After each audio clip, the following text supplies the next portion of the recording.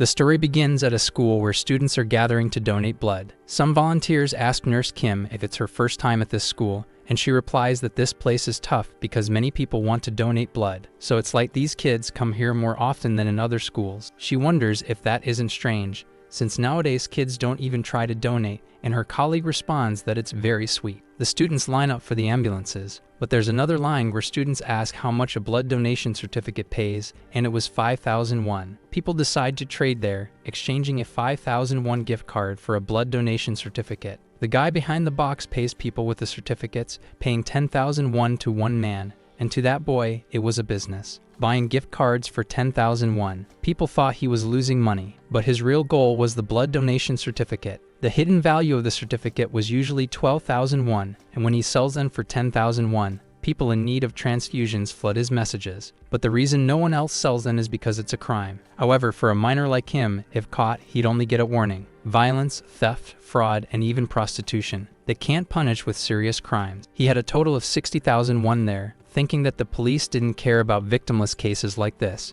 But that didn't mean his work was easy. A man kicks him in the face, throwing him to the ground along with all the certificates. Committing a crime also meant becoming a target for other crimes. Those who also commit crimes don't get excuses, they get no sympathy, and they can't even retaliate, as a blonde guy asks how much money Minsu made today. Minsu curses them, saying no one would protect him anyway. Some posters about rehabilitation laws are spread around the city, and the delinquents say those are just empty words from people who do nothing. However, a horrible smell invades the scene and the delinquents complain. The blonde guy asks why they're judging him since men can fart while smoking. Besides, he says the smell is better than cigarettes, with the boy lying under his feet. Asking if Minsu made money but didn't pay the tax, that Changsu went to the rehab center and now he's acting like a fool. Minsu replies that he's nothing without Changsu. The blonde guy asks if he knows that Changsu is 100 times scarier than him, but that he'd heard something, because Changsu was getting out today. Joe Changsu, the leader of a young cartel in that area, everyone suffered because of him, but no one could call themselves victims, because if they did, they'd be afraid of retaliation from his uncontrollable power. Wondering if Changsu was really getting out of the rehab center today. Minsu tells him to show some respect because Changsu wasn't his buddy, while the blonde guy says that bastard was acting this way because he was getting out. The blonde guy says he doesn't want to see Changsu's bad side because it would be great to have peace as always. Minsu takes something out of his bag, and the man asks what he's doing, so he decides he'll hand it over to him, but asks what they're doing and why they don't take it, showing his middle finger and telling those bastards to go to hell. The blonde guy calls him a piece of shit, furious, and kicks him, asking if it was some kind of joke, asking if now that Changsu wasn't there, nothing scared him, but warns that tonight he's going to take that bastard's life, though his friends try to warn him about the rehab center. He says it's nothing, and after some time, he'll just walk out, and for no. The blonde guy always made Minsu tremble with fear when he saw him, instead of Changsu, but he's struck in the waist. His friends are stunned, because a sneaker just kicked the blonde guy.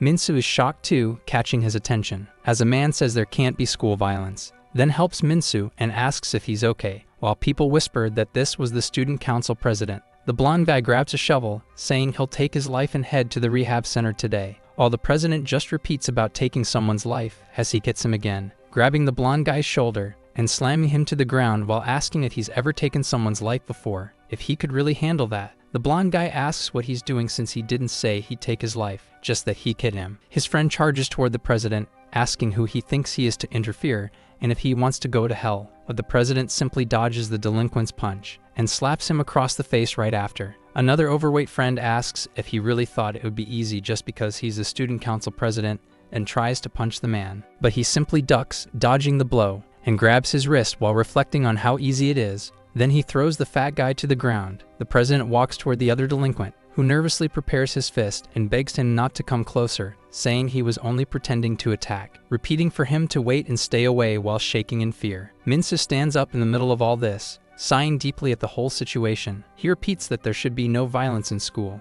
and asks what Kang Yushan wants with all this. Yusung asks how he could say something like that instead of thank you, brother. Minsu repeats the word brother, saying he's not his brother anymore and should stay out of his business since he shouldn't get close to trash if he doesn't want to get dirty. Yusung says he's not trash, he's his brother, and no matter what he thinks, they'll always be brothers. Minsu says that either way, he should just get rid of that watch. His brother looks at his wrist and asks why. Minsu says he was adopted by a rich family, so he should have a new watch by now, because that one is making him embarrassed, but Yusong asks what's wrong with it, and also asks about his brother's class, but Minsu says he's going home. Yusong thinks he really should change that watch. On his way home, Minsu wonders why he even got involved, because if he hadn't entered the school because of him, his brother, Kang Yusong, the student council president and pre-admitted to Korea's medical university, and him, Lee Minsu, the biggest troublemaker in school. They were blood brothers, and his brother's original name was Lee Hyunsu, but now he was adopted by a rich family and is called Kang Yusong. While the boy stops in the middle of the road, because he's still there in front of the penguin orphanage. His brother shouldn't get involved with him anymore because he doesn't want to drag him down. He would walk his golden path while Minsu must find his own. In that old discarded wardrobe, that was his way of living. The hard-earned money he had saved up totaled 340,000 won. Minsu repeats that he's 660,000 won short of reaching 1 million. The next blood donation truck would come in 3 months,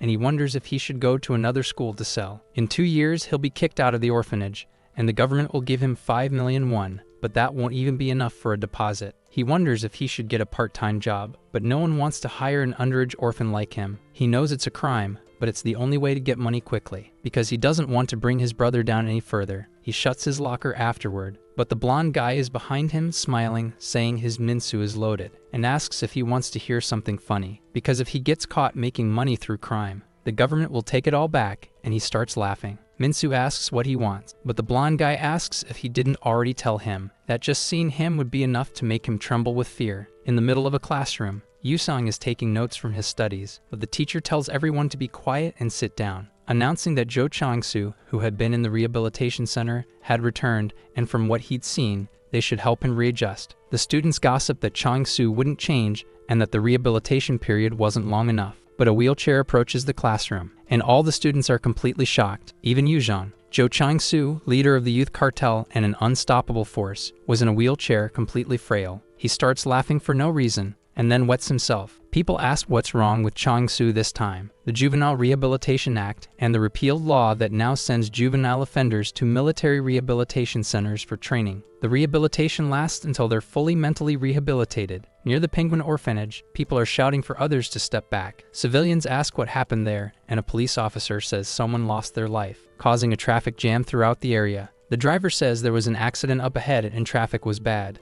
so he'll be late for class. Yuzum repeats about the accident because it happened at the orphanage where he had lived, suddenly noticing something on the ground. The driver asks why the young master is opening the door all of a sudden, but Yusong just stares at the ground. Because there was his brother's broken watch, he panics upon seeing it. A body was covered, and people said it was one of the children from the orphanage. Yusong tries to approach, asking the civilians to step aside, calling for his brother multiple times, but then going into shock. Under Article 243 of the Juvenile Rehabilitation Act, this minor was being arrested at the crime scene. From that moment on, the identity of the minor would be managed by the rehabilitation center. In the middle of a courtroom, inside the rehabilitation court of the juvenile center, a judge slams the table forcefully, shouting that he was unqualified, because Lee Min-soo showed no signs of remorse and shouldn't forget he was there on a murder charge. Min-soo tries to say he didn't take anyone's life, and kept repeating it several times, but no one listened to him. The judge mutters that he keeps lying, and asks how he explains the fingerprints and the blood on that brick, wanting to know about the other crimes he committed too, which he also denied. He's seen many like him,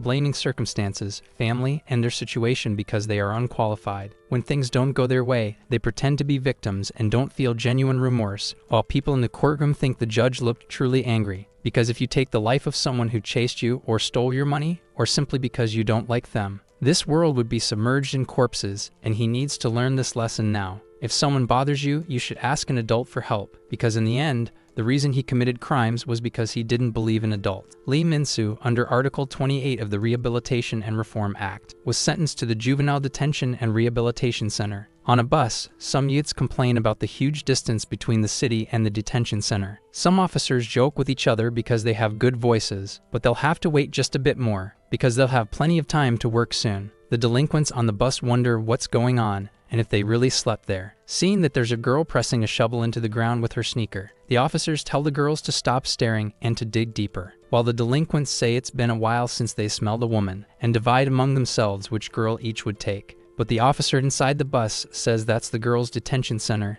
and their own is being built on the other side. One of the delinquents complains he can't sleep without girls, while Min-soo stares at the floor of the bus, thinking that even when he tells the truth, no one believes him, and so they enter the center, with the gates closing, sealing their sentence. The officers tell the delinquents to line up, but they refuse, and one even asks for cigarettes. That delinquent keeps asking for cigarettes, but the officer says minors aren't allowed to smoke. He keeps demanding a cigarette so he won't punch the officer, while Minsu steps off the bus, noticing something different as some people shout in unison. It was an entire unit of delinquents running out of breath while shouting, calling out for pigs over and over. The new delinquents are shocked by this, but start laughing, saying these idiots are hilarious and look like pigs running. An officer turns around, noticing something strange, removing his foot from the ground, and shouting for the delinquents to stop. The newcomers ask what's going on and what he's talking about, but the man keeps calling for backup. That unit snaps their legs together, standing at attention, waiting for their superior's command. An officer yells that with respect to the director,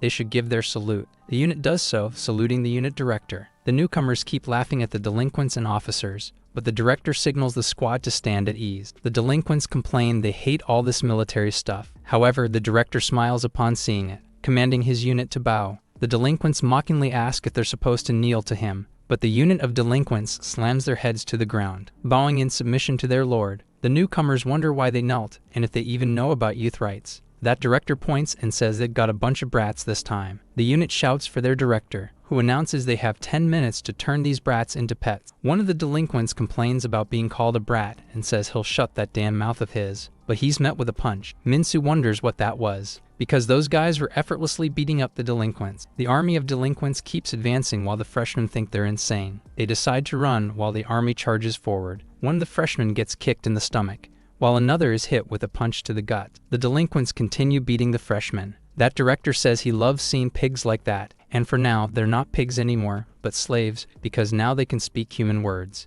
The delinquent army shouts loudly that yes, they understand, saluting and bowing in thanks to the director, while Minsu watches all of it, wondering what kind of situation this is. Because in a mess like this, pretending to be defeated was the best strategy. Only that way could he make it through this, and many would be busy dealing with the others. The freshmen run forward asking for help, while Minsu thinks that running like that will only make them targets. The officers try to warn them not to go there. Minsu reflects that if they really wanted to help, they would have done so from the start. A cop hits a delinquent on the back of the neck with a baton, saying he told him not to get closer. But he hates being annoyed when people don't listen. They stomp on the delinquent while complaining that they hate having to hit people, and he forced them to do it. It was like a survival intimidation tactic, with exaggerated movements and far from any vital spots, a type of violence not meant to kill. It's natural that most people don't want to become murderers, even him. But the director appears in front of him, saying he's sharp, because he got there disoriented but still fell for a stupid trick. Minsu apologizes, but the director steps on his face, saying there's no need to apologize,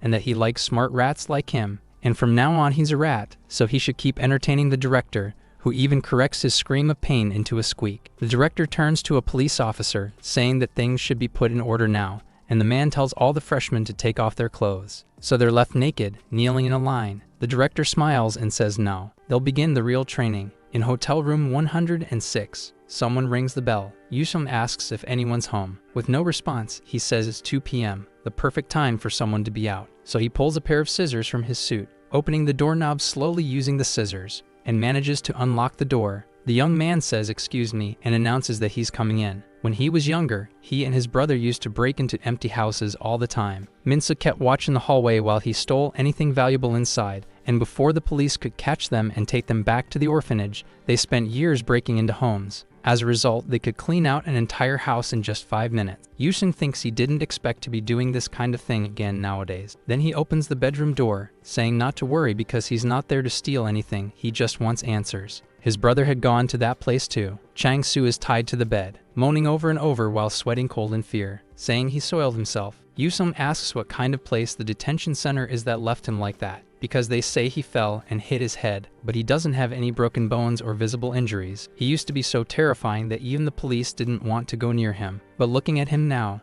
Yusum presses Chang-Su's head against the bed, complaining that it was only 4 weeks for him, but his brother might never get out, so Chang-Su needs to get his head straight and answer him. Yushan notices something strange afterward. Chang-Su is screaming about electricity and how it hurts, but he's wrong. The young man complains that coming there was a waste of time, but he notices something else. On Chang-Su's chest, there was a red mark. Inside the detention center, They were branding the delinquents with the letter B, letting the ink run down their bodies. All the delinquents kneel as they're branded. The director lists their crimes and gives him a C rank, saying this time they only had boring little punks. But finally he finds something interesting, saying his eyes weren't wrong, and congratulates the rat Lee Minsu, because he's more violent than he looks, and is the only A rank in this group, so he'll get some special time there. At Yeonji Girls' High School, some girls are walking toward the classroom, but one of them notices something strange. Blushing, she tells her friend to stop eating and look over there. Yusong was sitting and reading a book. The girls comment that he's ridiculously handsome.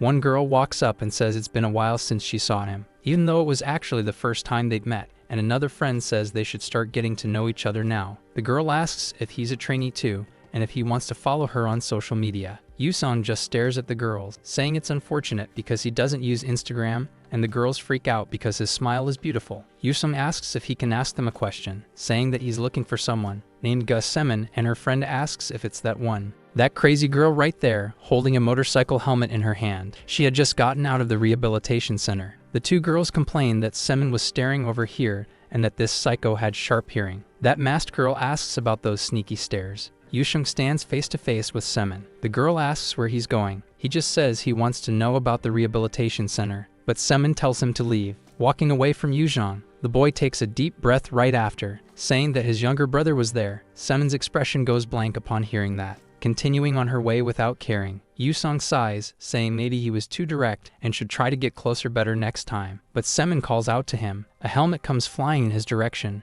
Yusong catches it by pure reflex, while Semin tells him to get on the bike, because this wasn't the place to talk about that. She starts the engine to leave. Yusong asks what made her change her mind, while Semin says her brother was locked up there too. The boy wants to know what kind of place the juvenile rehabilitation center really is. Semin stays silent for a few seconds, trying to say that it was the very embodiment of hell. The director says only 3 hours have passed, and they're going to start the next training session, while Minsu wonders when this will end, because they're supposed to start squat jumps, and the squad makes pig noises. The officers shout that on 1 they should say pig, and on 2 they should make the sound, and so they respond, starting to move with their jumps. Minsu makes a rat noise while pulling on his ears, cursing the situation in his head because only 3 hours had passed, but it felt endless. The director enjoys the situation with his ear, saying that the animal noises sound so nice, but he notices a groan amid the noise. A blonde delinquent had collapsed on the ground, while officers stomp on him because he should get up. That boy says his stomach hurts really badly and asks to use the bathroom. The officers complain that this is all he could take,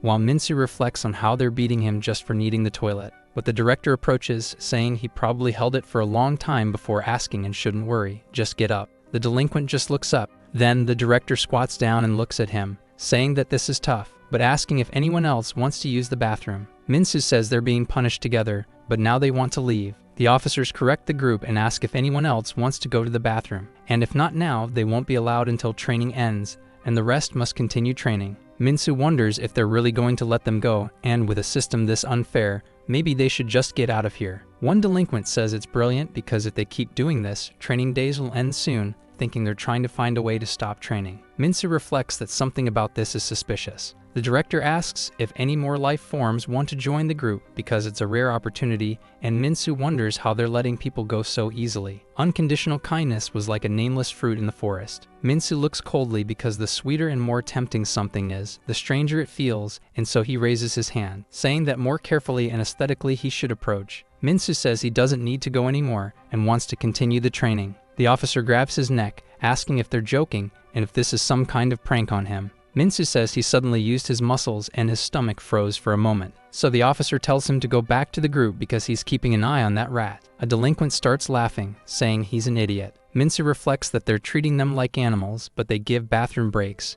And animals don't use bathrooms, only humans do. The officer shouts that everyone who needs the bathroom is right there. So the director says that both humans and animals need to relieve themselves, and it must be hard to hold it in. Therefore, they were dismissed for 30 minutes. The delinquents laugh, mocking the fools, but the director asks what they're laughing at, because he was dismissed, not all of them. All the delinquents are shocked to hear that. Then the director announces that from now on, there'll be a human centipede. Minsu reflects on centipedes, an arthropod belonging to the class Chilopoda, with 15 pairs of legs in the basic form, but some species can have up to 177 pairs, a creature below humans and animals. The officer orders them to place their legs on each other's shoulders and raise their arms, because if they fall, they'll get extra time. They were worse than pigs, inferior beings that couldn't even control basic body functions. For creatures like them, using a bathroom was a luxury. The director claps his hands, saying they were useless insects, and made a bathroom for them, giving them everything they wanted. And if it didn't hurt, they should hurry up and do their business. One delinquent was nearly unconscious, but collapses to the ground as the officer beats him, asking what he was staring at, since it's only been 3 hours. Then he throws water on the delinquents, because just 3 hours ago, these savage, terrifying monsters had turned into pets, timidly trying to dodge punishment, wondering if the day was already over. An alarm sounds shortly after. The director orders them to clean up and head back into the center, and the officers should feed the animals their rations. Everyone there salutes the director as he walks away. Inside a cafeteria, Minsa receives a plate of food scraps, thinking there was nothing edible there, and also wondering why they were eating on the floor and if it was because they were animals, but at the very least, they should get utensils. The officer says that for now they're going to sing the Song of Gratitude, and orders them to start now. Some begin singing that they are not humans but dogs and pigs. They eat whatever is given and obey orders, thankful for being cursed at and beaten. Minsa thinks this is truly inhumane because they really do see them as animals. The boy falls silent, thinking it's fine, whether he's a life form or not. He's going to endure this, and so he eats with his hand, because he'll endure anything to get the hell out of there no matter what. Sen parks her motorcycle on a bridge. Yusung notices something in that scenery. It's the Juvenile Rehabilitation Center, and he can see it from there. The girl says she goes there every day because she keeps thinking about her brother. Yusung says his brother is awaiting trial and will probably end up there soon, and asks if she really thinks that place is hell, to which Semin replies that hell must be better, because that place isn't for humans. Semin pulls a cigarette from her mouth, saying she has nightmares every day about what happens there and can't sleep without pills, but he must really love his brother to have come to see her. Yusung says that when their mother passed away, she asked him to protect his brother, but in the end, he couldn't, and that's why he came to her. It's too late to try and fix things. Of all the people who came out of that place, she's the only one who seemed okay. The girl asks if he wants her to tell him how she survived in the rehabilitation center. Yusung wonders how she came out of that place in one piece, but she makes a crazy face, saying she pretended to be an idiot, and she was serious. Yusung says he's not joking and asks her to tell him. The girl looks straight ahead, saying again that she's not joking. She ties her hair back, startling Yuzhong when he sees something: the scars on her head. Semin says that place had the craziest bastards in the country, and when tempers flared, fights would explode. But it was full of unimaginable lunatics, and she never thought they'd pour hot oil on her head. Yusung apologizes, saying he didn't know she went through all that, and tells her she doesn't have to say anything else. Semin says that acting like an idiot got her released earlier, and she probably won't be of much help to him, but she kicks his shoulder, telling him to fix that look on his face and not to pity her. Yusung bumps her foot, telling her to move, and the girl laughs, saying that earlier he asked about the mark, and he didn't seem to know anything, but she'll explain, because after the induction ceremony for both boys and girls, they get a bath, a meal, and some clothes. Minsu quickly puts on a jacket, thinking that, to prevent escape, a GPS-equipped collar was locked around their necks. He complains that the clothes were terrible, and this thing on his neck. The officers tell them not to get distracted and to stay in line. After receiving their items, they are given a room, where juvenile offenders are categorized by the severity of their crimes, and their room is assigned based on that. For example, an E room is for simple assault, D for drugs, C for theft and fraud, and B for aggravated assault. So Yushan's brother will definitely get an A room, because that's for criminals who committed murder or equivalent offenses, just like the boy's brother, who had committed a murder. Minsa takes a deep breath as he enters the room,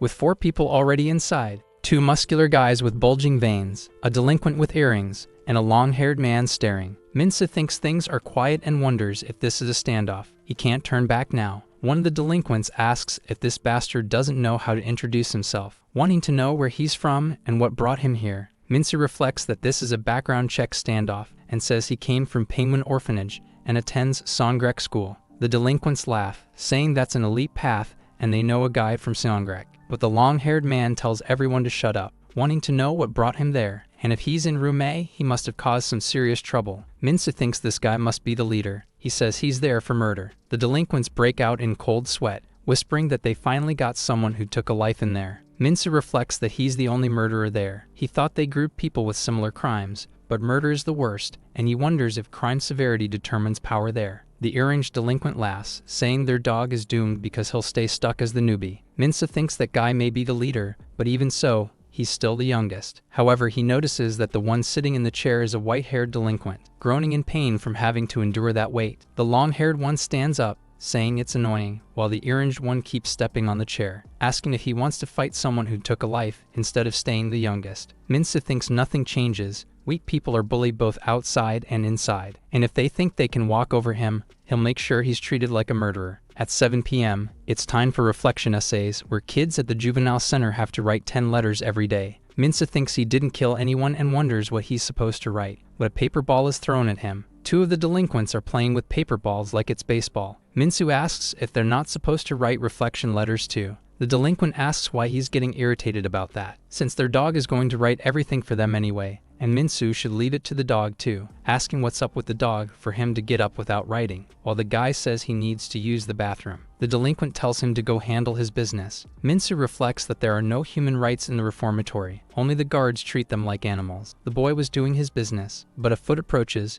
because in this place without guards, the law of the jungle rules, kicking the white-haired boy and asking if he can really do that like a human. No one will protect him, and if you're weak, you're prey. The delinquent tells him to act like the dog he is, and if he wants to do that, he better hurry, but to survive he needs to be strong, or at least look strong. The boy really looks like a dog, and if he can't do that, everything ends as if he were just another animal to the strongest. At 8 p.m., it's bath time. Each person gets 3 minutes to bathe, using only water and soap. That soap was full of hair. They were sharing it with 50 people, and it was already this bad. The guards arrive for bed inspection. The delinquents respond in numbers from 1 to 3. Minsu replies that he's number 5, while the dog makes a sound instead of giving a number. The boy is impressed by that. Then the officer grabs his baton and hits the dog on the head with force, striking him on the head multiple times, yet the notebook remains untouched. The dog keeps crying after that. Minsu thinks that after the count, the lights go out. At 10 at night, the day ends with sleep. Minsu hears some sounds of crying, because the white-haired boy was crying a lot. One of the delinquents asks who's crying like a human, and the boy goes quiet, holding his mouth so he wouldn't make noise while crying.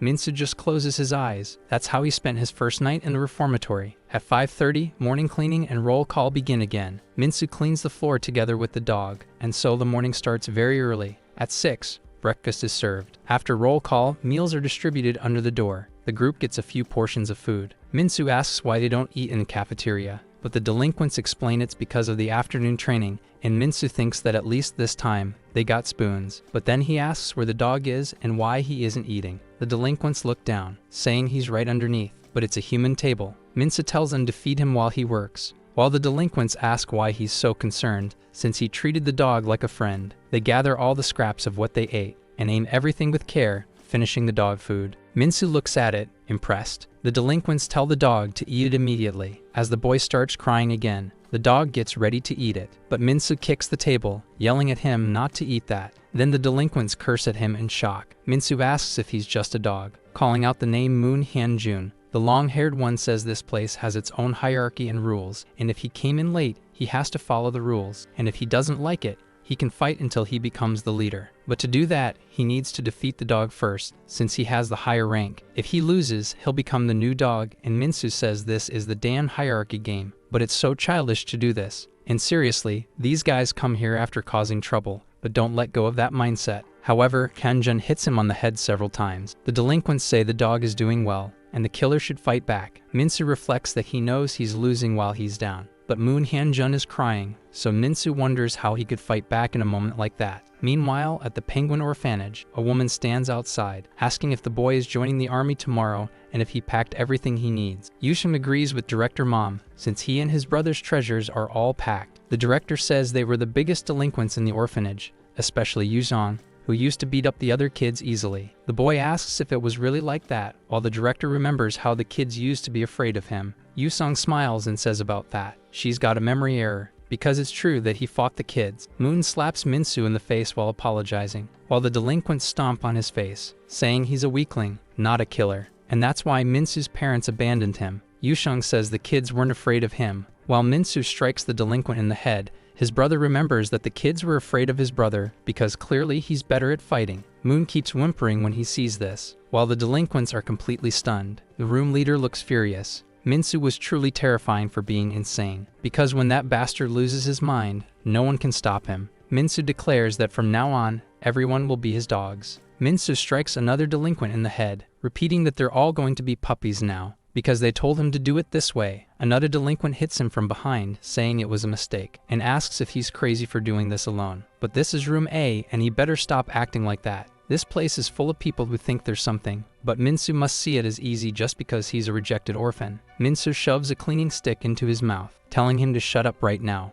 because that bastard insulted his mother. Two more delinquents charge at him, saying they'll send him to hell, but Minsu repeats their talk about taking his life, as he holds the stake in his hand and asks if they've ever taken a life before. The president says he's going to abolish the juvenile law, and if words don't work, they should take a beating. A politician asks who's going to do the beating, because he is going to beat the hell out of that bastard, since someone came out of nowhere and stole this spot, and if he manages to get Han Mansu out of the way like this. But anyway, he wants to know why he's just standing there. Calling out to Kang Yushang, kneeling on the floor, Yushang says he was thinking about the military test, and resolving juvenile issues now would benefit his political career. The adoptive father replies that he intended to take care of his father, but canceled medical school and was sneaking out at night. So he tells Kang Yushang to speak properly, and prepares for a swing while asking if this is about his younger brother. He hits another golf ball far away, and warns that even if he enlists now, there's no guarantee he'll be sent to the Juvenile Rehabilitation Center, and Yushang says he understands that. But that's why he's asking for his help, and if there's anyone who could make it happen, it's his father. The father asks why he should clean up the mess his brother made. Yushang reflects that he really won't help after all, but the father says it's an exchange between the two of them, and asks if he can turn his father into a president. Since that's all he should focus on,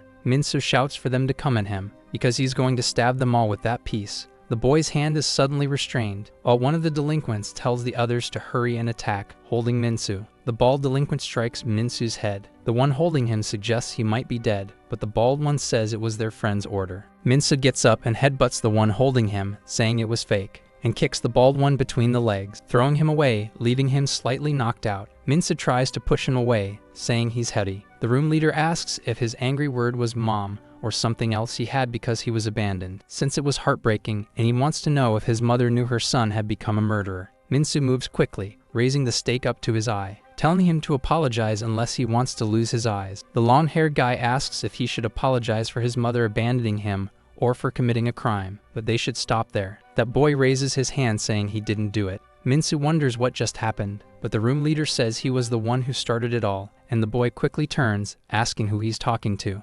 Officers rush in toward his head to strike him, hitting Lee Minsu's face with full force. Then they order everyone to get against the wall and for Minsu to drop the weapon. The officers continue beating him because he caused trouble there. That long-haired delinquent says he grabbed the weapon and hit the others, causing injuries, and that he'll include the details in the report. The officer asks if they just sat there quietly while he caused all that chaos. Even Moon agrees with that. The officer drags Minsu by the hair, saying he's a lost cause, and he's sentenced to solitary confinement to reflect on his actions while he's there. Minsu curses everything that just happened. The solitary confinement room, also known as the punishment room. That place is where troublemakers are isolated for a period, and the days spent there aren't counted toward detention time, so Minsu curses that his sentence has been extended. But being alone there was actually good, and maybe he should cause trouble sooner to be sent there. An officer tells Lee Minsu to sit properly, or he'll earn another day in solitary. So kneeling down and lowering his head, Minsu reflects that he has to keep the kneeling position even while sleeping.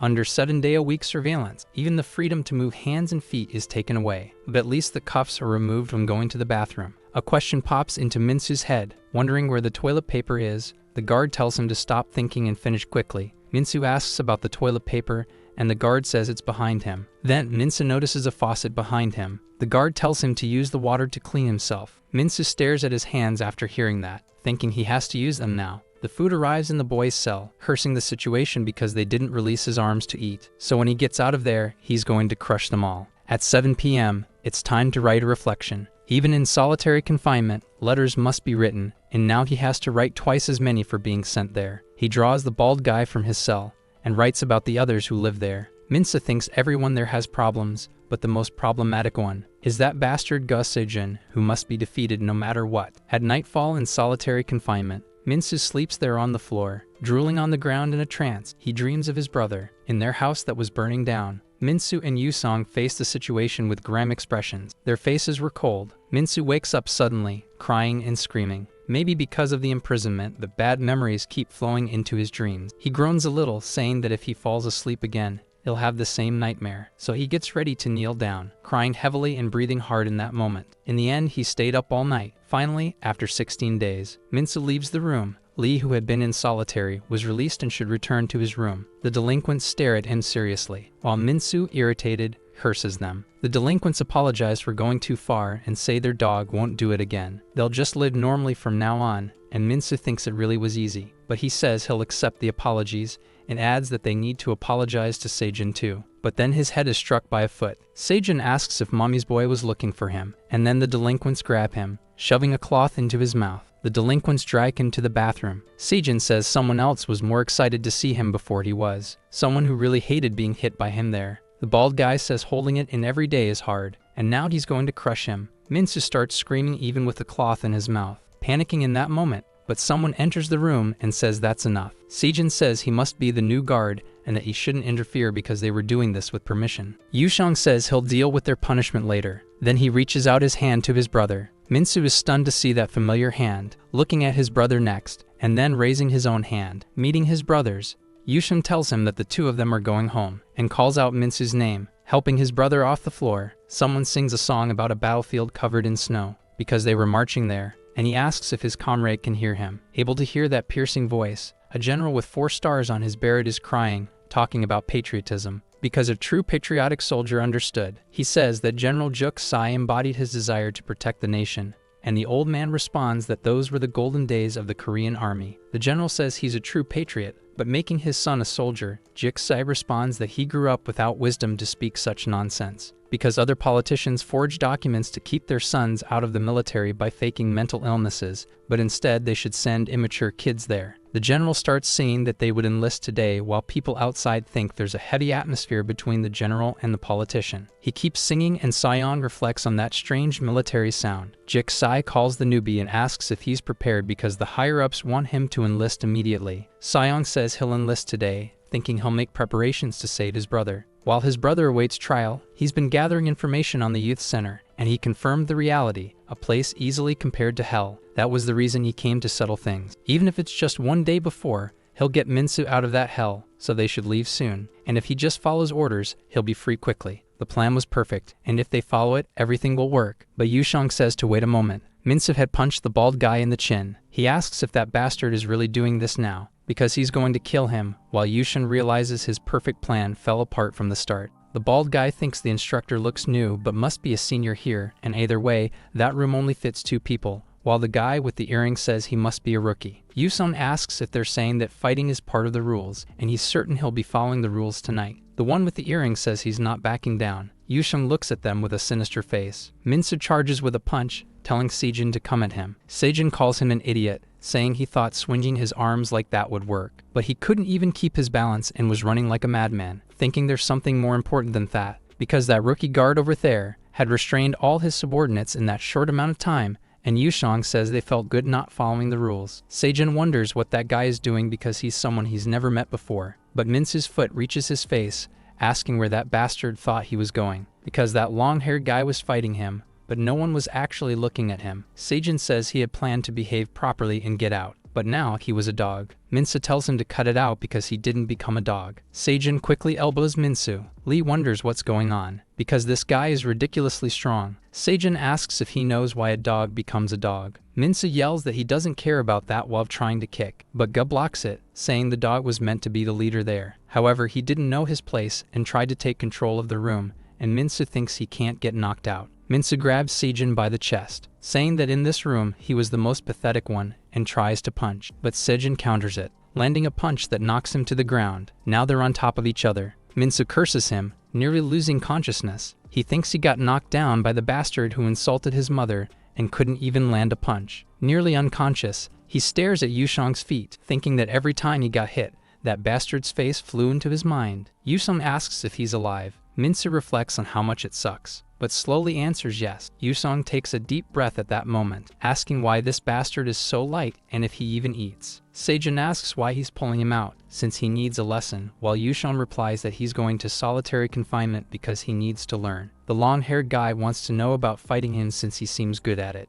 Yusung suddenly remembers something, telling him to stop fighting because she asked him to tell this. Seijin is left speechless and talks about solitary confinement. In the solitary confinement room, Minsu lies on the ground cursing it all, thinking about solitary again and wondering how long he's been unconscious. And the next time he sees that long-haired bastard, he's going to take his life. Wondering what this is, because it feels like he forgot something important. But he notices something different at that moment, asking why the water isn't flowing and if the faucet is broken and what that means, that he can't clean his dirty hand. Yusheng says everything is already there and he shouldn't clean with his dirty hand. But now that he thinks about it, they didn't restrain his hands this time in solitary. Now he remembers what he forgot, so he punches the door, asking what that crazy guard was thinking to be there, and if he thinks he's some kind of hero, found a nice family and should live that way, but he should have just lived well since he got accepted into medical school. But instead, he ruined his own life by not abandoning a murderer like him, because if he gets locked up there with him, he'll feel too guilty,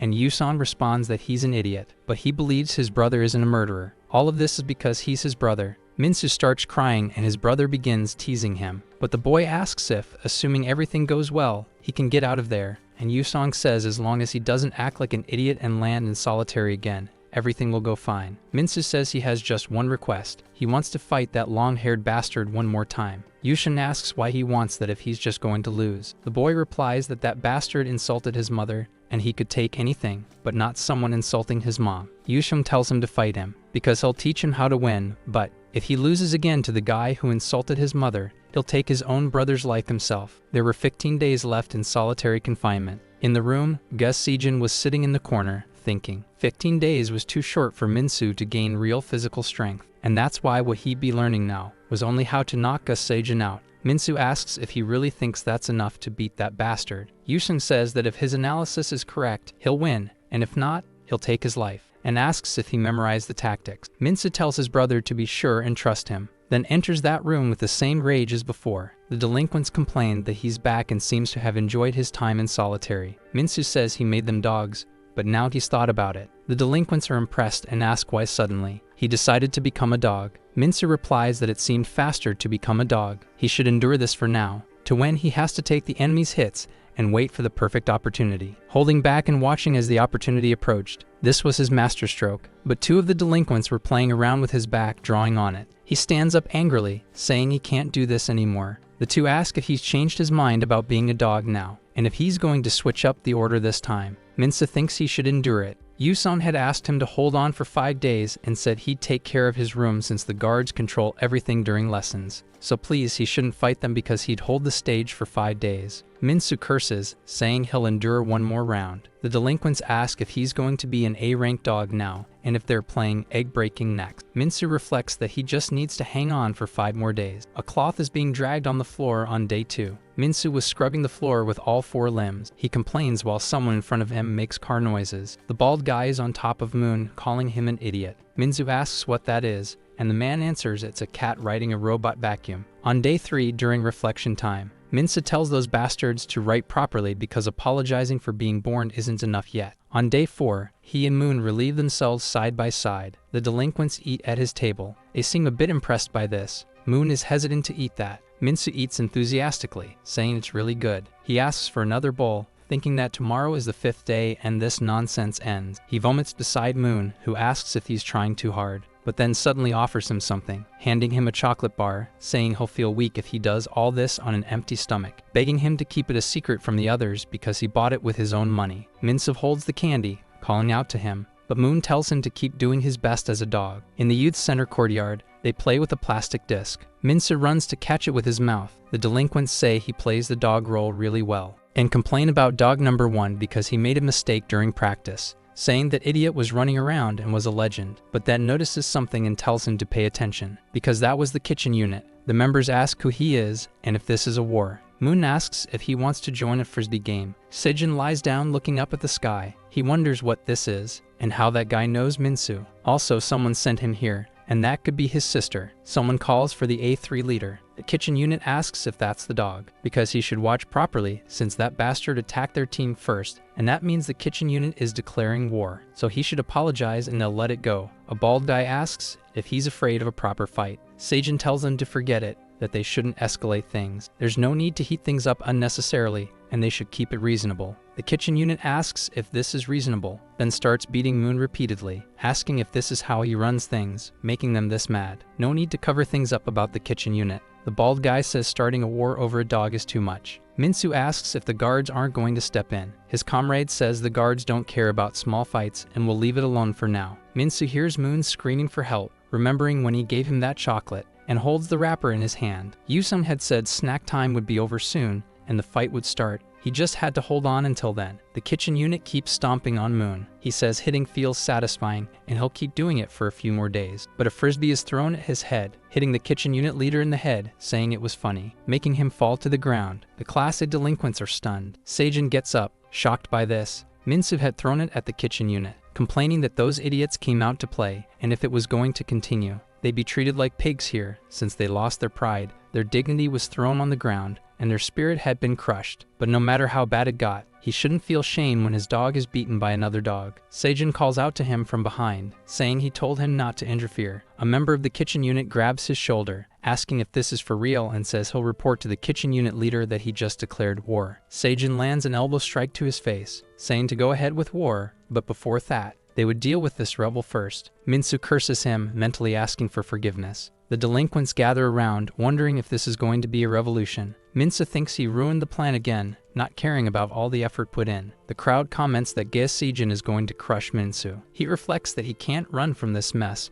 but will make sure to keep the promise he made. Ge Seijin says he looks like he's asking to be defeated again. Minsu asks if he wants to make a bet. Whoever wins the fight becomes the room leader. He believes that this time he's going to win. In the juvenile rehabilitation classroom, the kids who were arrested as minors have to attend basic classes there. During the lessons, all the staff remain outside in the yard, and in other words, what happens depends entirely on them. Phase 1 of the plan is to make Minsu the room leader. Today, Minsu will defeat Seijin and become the leader, so everything had been fully prepared. If Minsu can win against Seijin, everything will be in place, and it's time for the actors to enter. But he wonders why they aren't coming, looking out the window while others scream from outside, asking how he can't land even a single punch, since Seijin must be using some kind of divine power to dodge everything. Yusung smiles and sighs a little there, then grabs the window frame, using it to lift himself up, and shouts Lee Minsu's name, calling him an idiot as he gets punched by Seijin. Yusung announces Step 1, a cross punch aimed at him, then moves his hand and talks about Step 2, where he'd land a punch to the liver. Step 3 is a hook, followed by a mid-kick, a basic kick for Step 5, then a front kick, a spinning kick, and a roundhouse kick. And finally, as the last part of the plan, he throws a straight punch. Yusung says it's been a while since his brother saw this, so it should look familiar, and Minsu comments that he remembers everything he learned as a kid, but wonders if that's really enough to beat him, because Seijin is strong. His brother explains that Seijin fights well for someone who's never trained,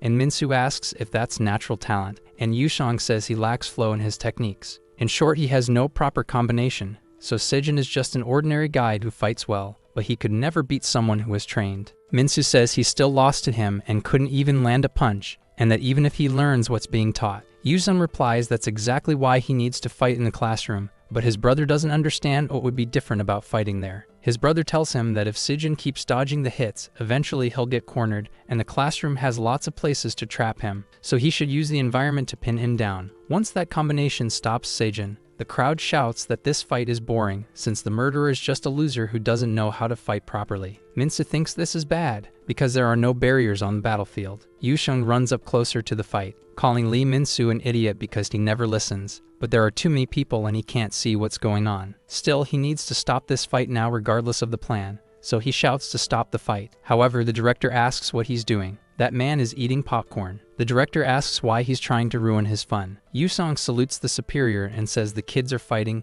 and he was about to stop it, and the director asks why, and if he enjoys watching the animal kingdom. Yusung is a bit confused by that, but the director explains what happens when out-of-place life forms like rats appear in the middle of a place they don't belong. He says a hungry snake will try to eat the rat in one of those attempts, but asks if Yusung knows what the film crew would do. He answers that they would do nothing, because a snake eating a rat is part of the natural order. And just like that, he shouldn't interfere in their fight, respecting the natural order, and besides, watching this fight is very entertaining, and so Yusung thinks this guy is insane. The director asks why he doesn't join him and enjoy the show, while Minsu steps in front of Seijin, thinking he just needs to land one punch, so he gets ready to throw a punch. A hook that would be a feint, but Sejin just dodges, landing a punch to the face of his subordinate while asking what he was doing. Minsu thinks that if he could just land his combo, it would be over, and please just let him land at least one hit. So he has to trap him with this, preparing for step 2. Sejin strikes the back of his neck and asks why he keeps counting numbers and if he's trying to teach him. Minsu tries to land strike 3,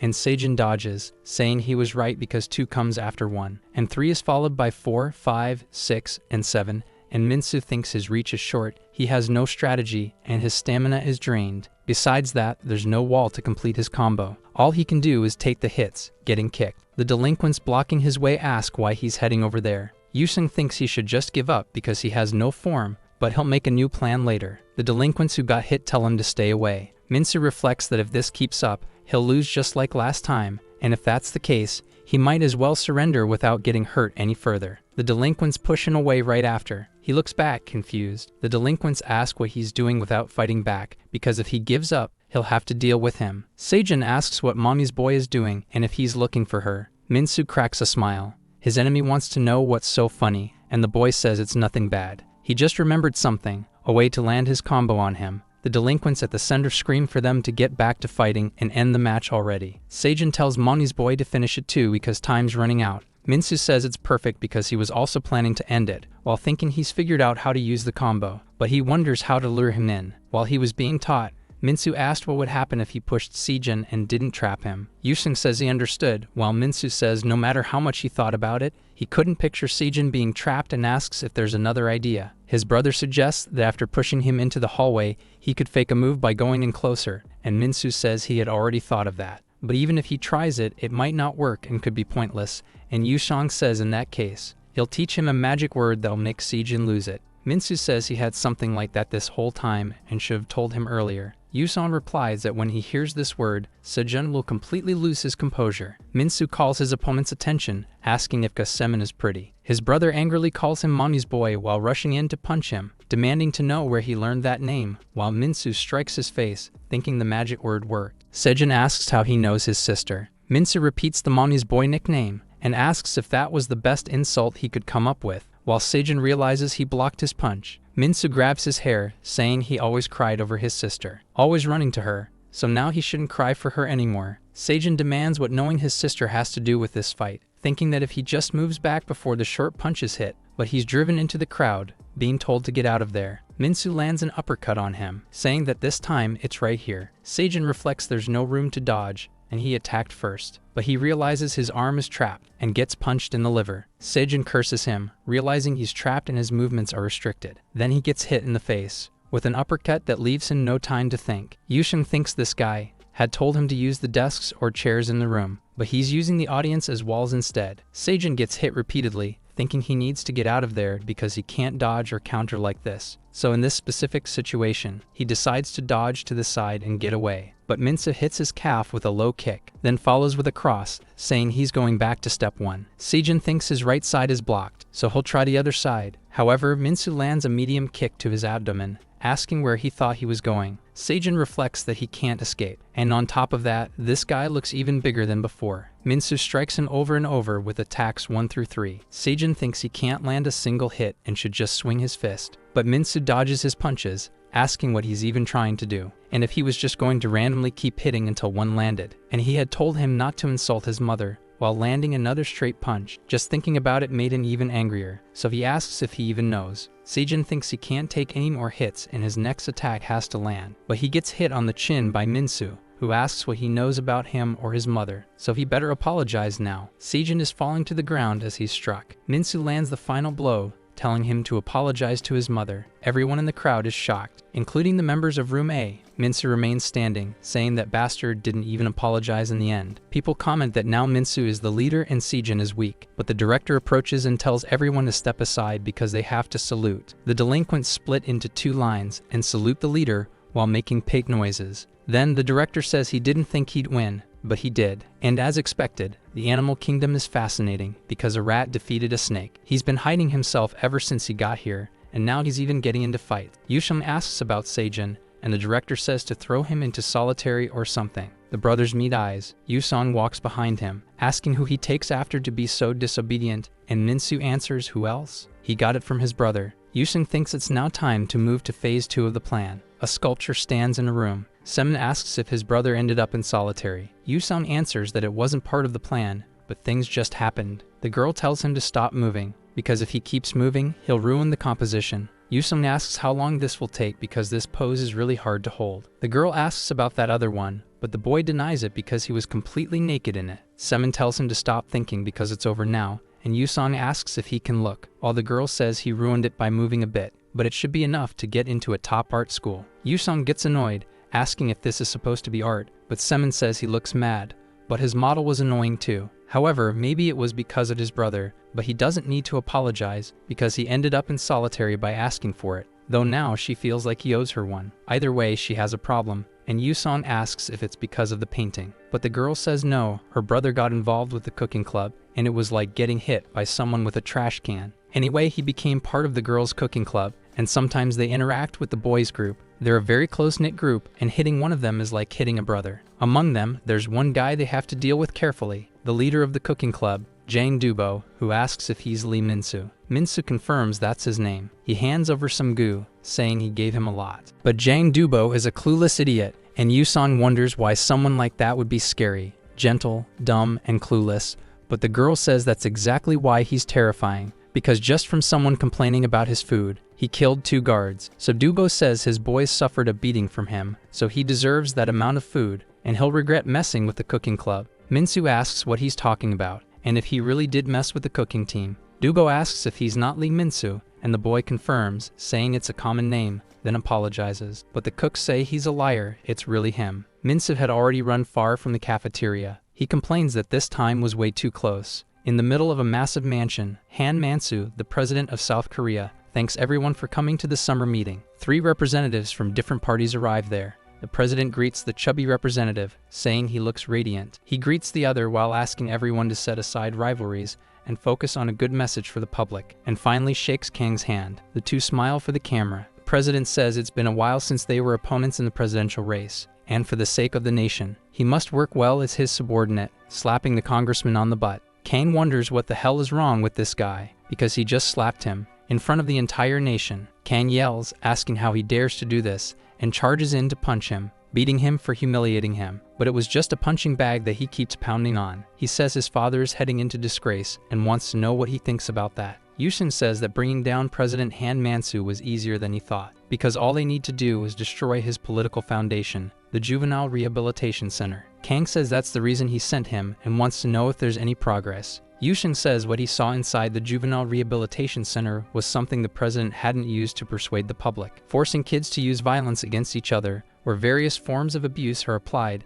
and fights are deliberately ignored. So that place isn't for children, it's pure hell. His father claps his hands, saying it's amazing and that the rehab center is his weak spot. Yusung says that if he can leak it and apply the right pressure, but his father says that's still not enough, because juvenile offenders are still rule breakers and victims would rather see them suffer. All Mansu did was promise future improvements in line with human rights, so Yushan has to dig deeper to get something out of this. The boy repeats that it's not enough. Even in a situation like this, it's not enough. The delinquents were in an extremely uncomfortable position. They scream that they're crabs. The director watches from his chair, commenting that today they'll have crab soup, and the guard next to him says he'll inform the kitchen team. Minsu imitates a crab while cursing the situation. Wondering what time it is since this started, he's already reached his limit. He messes up the crab phrase but quickly corrects himself, then notices who that guard is. His brother orders Lee Minsu out of the position, because he'll separate the drills, but as a lobster this time. Minsu curses the situation for having become a lobster. Yusong whispers that if he just releases him, it'll be suspicious. But now he'll explain phase 2 of the plan. The Juvenile Rehabilitation Center runs on a system of rewards and penalties.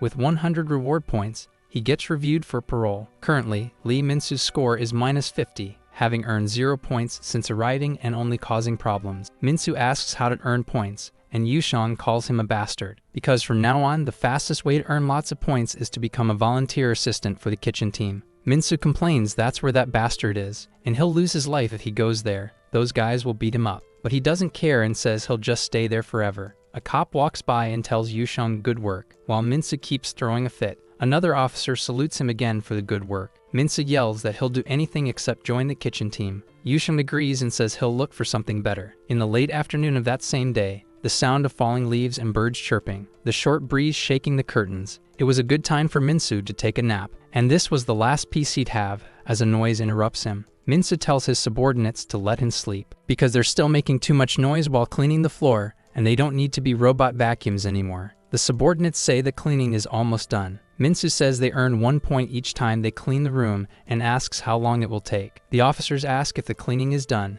and Minsu confirms. So they say Lee should follow them to his new post since he signed up for the volunteer job. Minsu thinks Kang Yusong is the best and confirms it, but he's disappointed upon arriving at the place. Dubo asks if it's the liar Minsu again. Minsu thinks his brother had promised not to sign him up there. Kang Yusong was a bastard for that. The cook, named Jang Dubo, a man who dreams of becoming a top chef in Korea, his right hand trained to hold a 3-kilogram iron pan and flit 2 kilograms of food with ease. His left hand is optimized for delicate tasks. To criticize his food means an insult to Jang Dubo. Dubo says he has to endure this, but there's nothing he can do since there's no real culinary talent around that could help him in that place. The noodles are burning in a pot. One of the cooks says he's managed to make oil and now his country is a producer. Others question if it looked like the wax color of soybean oil soup. Dubo tells him to stop that, but he thinks he needs to calm down, reminding himself that the word chief means the head of a group and that he must take care of his tribe members. He grabs an empty pot, saying that Minsu was different because he had offended his tribe, and so he approaches him while cooking, since he would be defeated in the name of the cooking team.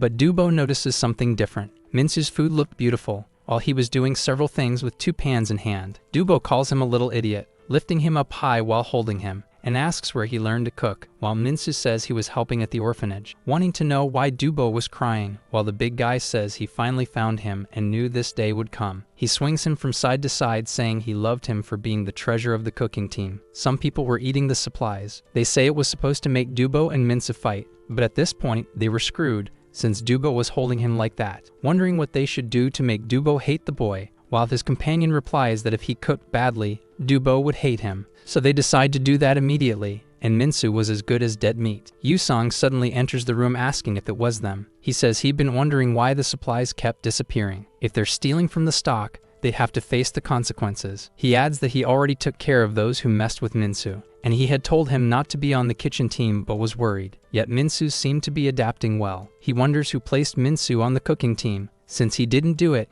he heads to the director's office. 2 guards greet him, talking about the cooking team, asking excitedly if they fought. The guards say no, but today was his favorite meal, the rice omelette. So the director says he hopes for a fight during the break, but dodges the topic when the guards question him. Both guards sing a Japanese song for the food, in a way the president found pleasing, and so he eats, saying it was very tasty. In the morning at the reformatory cafeteria, Dubo asks if everyone is ready, because today was the special day that only comes once a month, and they must be careful preparing it. First, they must begin by cleaning with a bar of soap. Then they must grate the soap on a grater, adding 24 units of olive oil to the soup and heating it at twice the temperature. Then finally using the earth powder, the special ingredient. Finally, they must squeeze tangerine juice to add vitamin E, getting a mix of fragrance and effectiveness. Then with all the ingredients well mixed, they must set it aside for a moment. And finally, it was ready, while Minsu asks if it was to be eaten. But Dubo denies it, since it was the natural hair cream of the cooking team, so they must be careful this time, while Minsu asks why hair cream that wasn't food,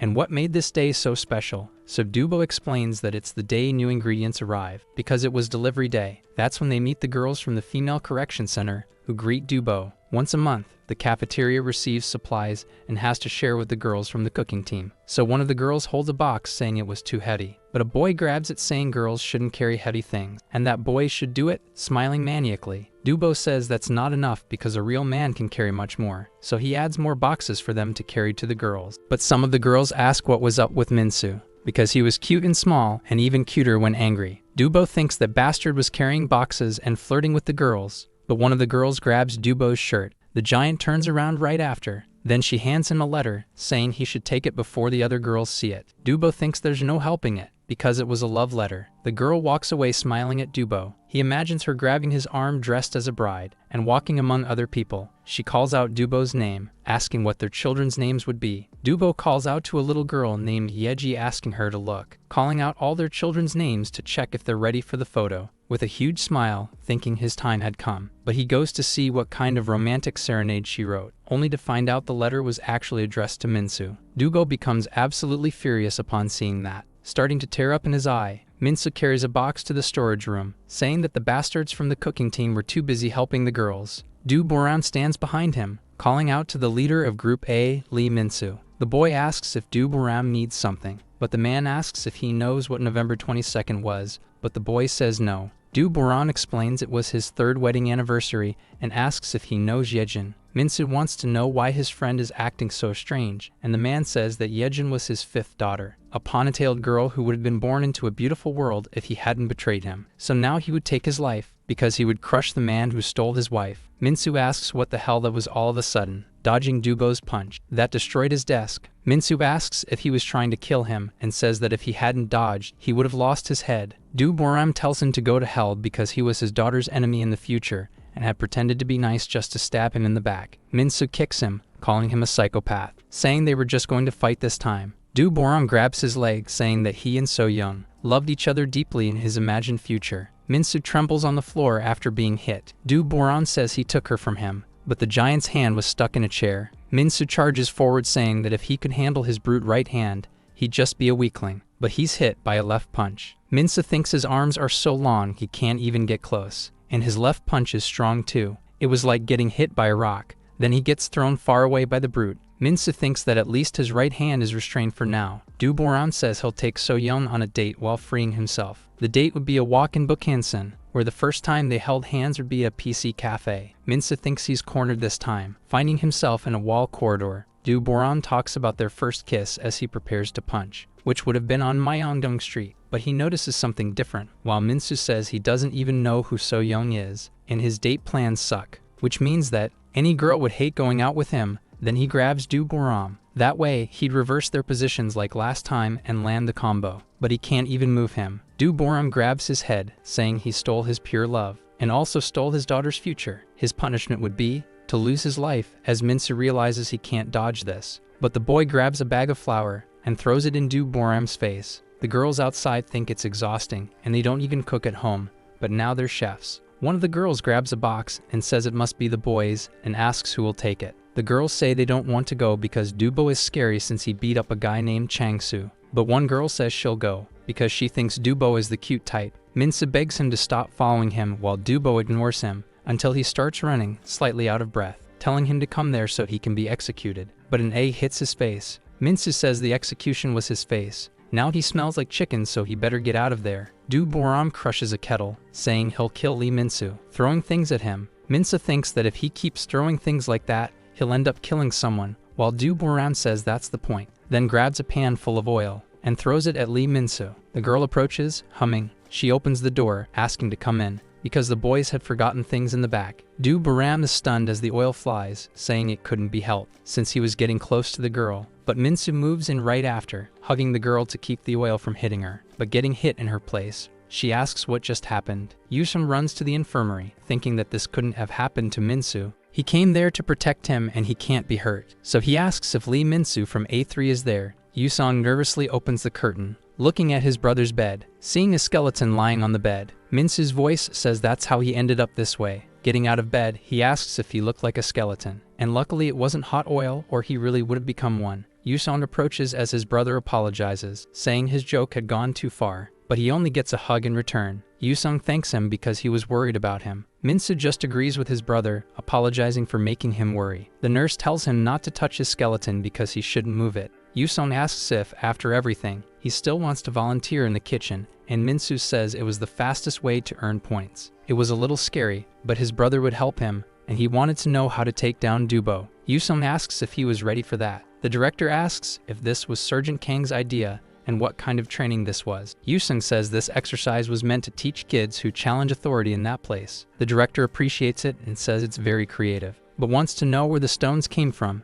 and Yushang says he brought them from the mountain out back. Minsu curses Kang Yuzhong for not training him normally. His brother says he was doing fine and was ready for the day. Minsu asks if that means he can fight Dubo now, but Yushang denies it, now pointing to a bigger stone because he was going to roll on his own. Minsu curses his brother while doing it, rolling backward with all his strength. Yushang says he was doing well and can stop now. Minsu tries asking again if he can fight Dubo yet, but Yushang says no, because the next one was that gray rock, so he makes the same effort as before, cursing his brother while rolling the stone. Yushang says he did a great job. Minsu says he's going to die at this rate. His brother asks if he thinks it's easy to beat someone in a higher weight class, and says if he can move more freely he could win. Then he adds the but to the equation. Minsu wonders if a person can even move that massive rock. In the solitary confinement room, Seijin says it's been a week since he was sent there. He still doesn't understand why he lost, since he couldn't land a punch, but it happened because he let his guard down, and if they fight again, he'd definitely win, and that means. But now it was time to think about something else. His toilet paper had already run out and the water wasn't running anymore. He had already used one sleeve.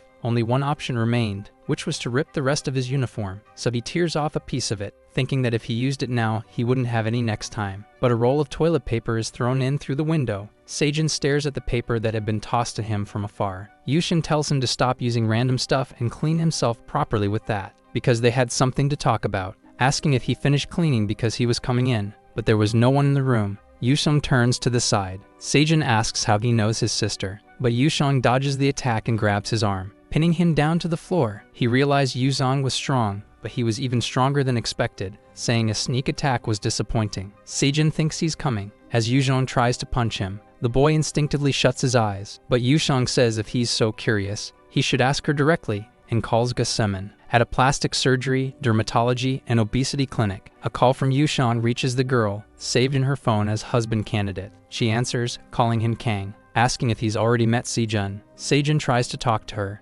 asking why Yusong has her number and if his sister has already been released from the female rehabilitation center. Semen says she has a secret to share and wants Yusong to cover his ears, making Seijun promise he did. The girl starts cursing her brother, asking if he has poop where his brain should be for thinking she was easy to manipulate. Then she curses Seijun in several ways in a row. The boy is left speechless by it. That giant rock was still at the training center. Minsa tries to move it with his legs, but no result comes from it except wasted effort. His classmates watch while chatting. Minsu asks if it moved, but Moon says no, and his classmates encourage him to give up. But if the boy moves that thing, he'll get to fight Dubo. There are many strong people in the prison, but Dubo seemed to be the strongest, and if you get hit by his right arm, it's over. Since they must have seen how Changsu ended up after getting hit by that right arm, and Minsu could end up the same way. The boy curses everything because he was going to move no matter what. His sister says she raised him with so much love, and he turned into this idiot who can't even recognize who's been helping him. Seijun puts the phone on the ground, ready to hang up the call, then presses the big red button. Semen says he hung up,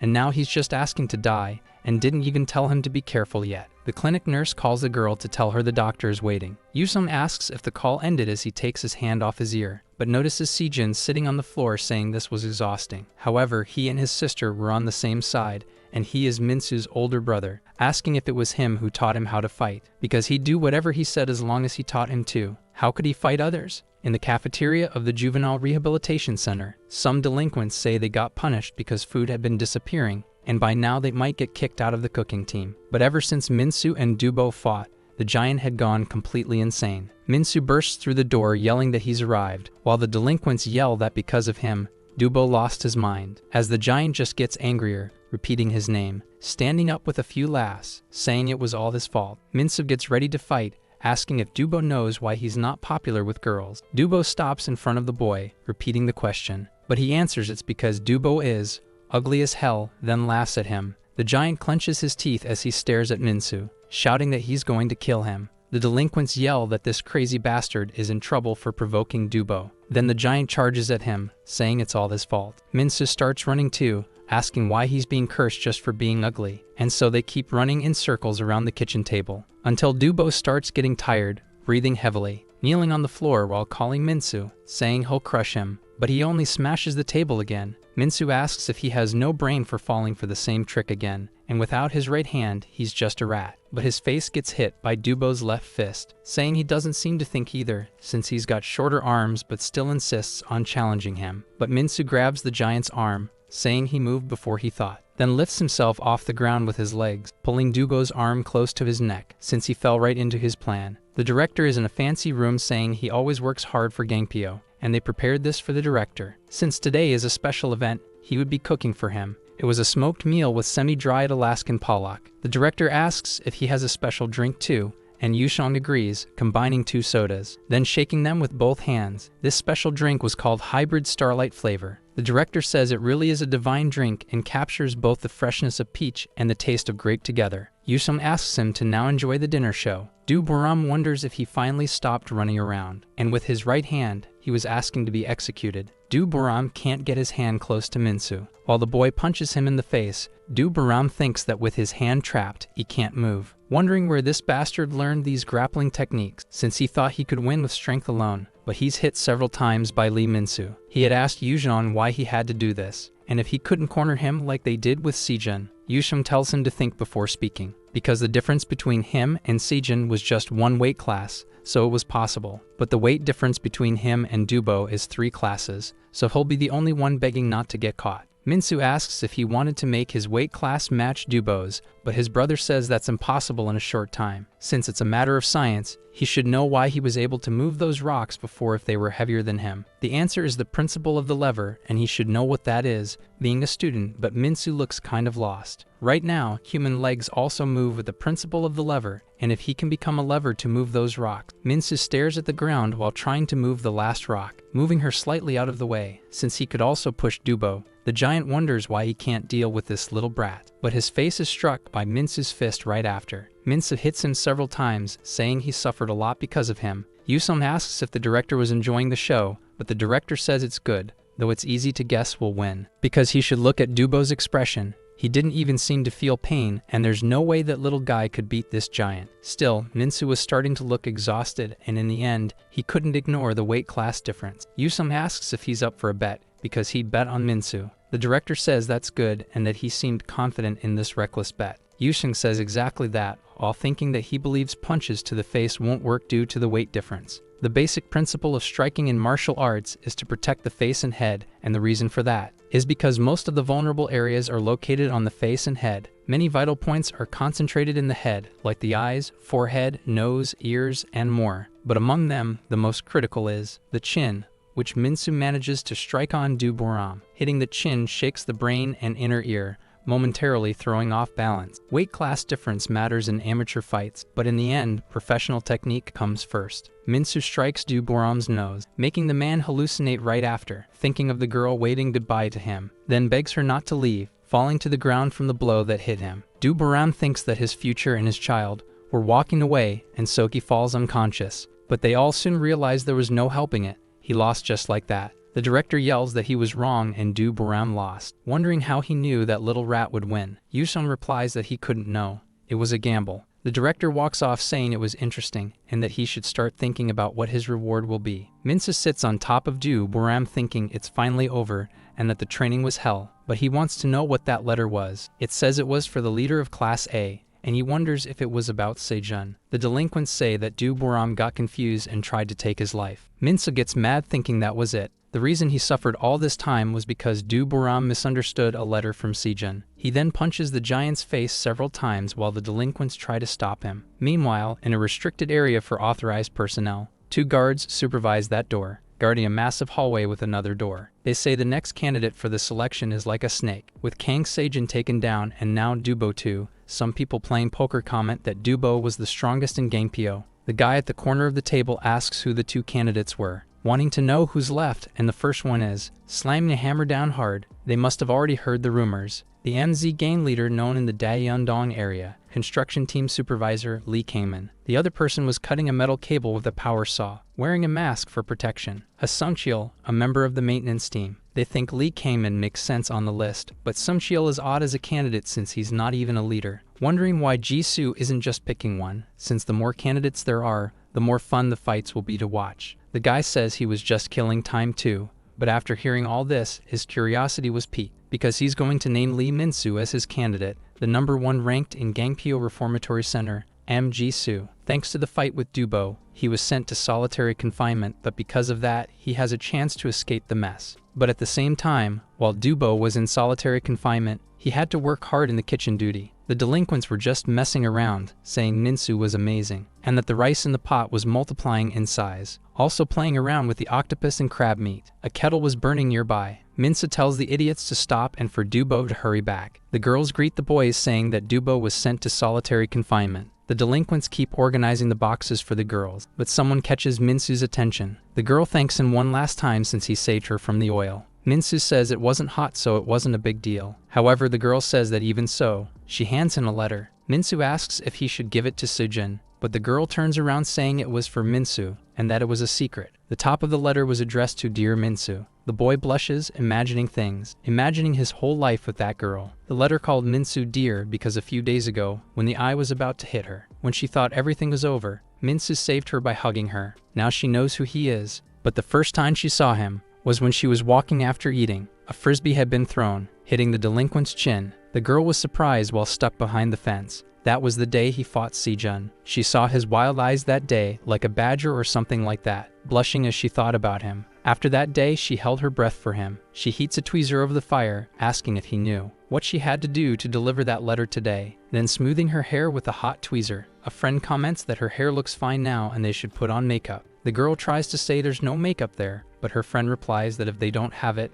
they can just make some. So they should get some water and mix it on the magazine page with the color they needed, then apply it to the right area, making her lips look more lively. The girls say that it's good enough to confess, and that Sarah looked really pretty. In the letter, she asked if Minsu thought she looked beautiful today, because he should give her an answer the next time they meet. The delinquents call him a traitor because he got a girlfriend before them and was happy over a letter. Minsu says he was just happy to receive it. The guys ask why they only ever get letters from their moms or from Sejun. Then the boy shows the letter to his friends, with the girl looking a bit obsessed with him. Yusung goes to the director's office to enter, saying he had been looking for him. The director says it's been 3 months since Sergeant Kang enlisted there. He passed the military academy exam and the surgeon exam at incredible speed, and on top of that, he was top of his class. Someone that talented ending up in his rehab center was an incredible stroke of luck. Yusheng says he works hard for the director and for the nation, while the man responds that he has high expectations for him. The boy thinks that he needs to build the director's trust to find a way to raise Minsu's score. But the director says he saw something interesting on the camera footage. He and Lee Minsu seemed very close, so he wants to know what their relationship is. In the reform school's shower room, Minsu was in his shower. He thinks that place is hell, because he couldn't even wash properly with that tiny bar of soap. But someone offers him a bottle of shampoo. Minsu wonders how he had that, and how he managed to get shampoo in the rehab center. Ji-soo just stares at him. To get Minsu out of the center, they have to hide the fact that they're brothers. Since he's adopted, no one knows they're related, but he wonders what that could mean. The director asks what the relationship between them is. Yusheng thinks he needs to come up with a proper excuse for that. The director asks what it could be, like the relationship between a teacher and a student, since he saw everything, like him teaching Minsu how to fight. Now he made a bet knowing his student would win because he was good at fighting. Yuson replies that Minsu wanted to get stronger, thinking the director had misunderstood and feeling relieved. But the director tells him not to get too close to trash. Yuson turns and says he'll go prepare the outdoor activities now. The director sits in his chair saying that Minsu is an interesting guy. Dialing calls on his phone. The director orders someone to dig into Kang's family background because he felt there was something to find. And this was getting really interesting. Sejun sits in his solitary confinement, his hair covering his face, while thinking about the call with his sister and how she insulted him in so many ways. Sejun says it's a relief because his sister managed to escape from the girls' center. He hears some crying in the distance. Someone was crying in the room next door.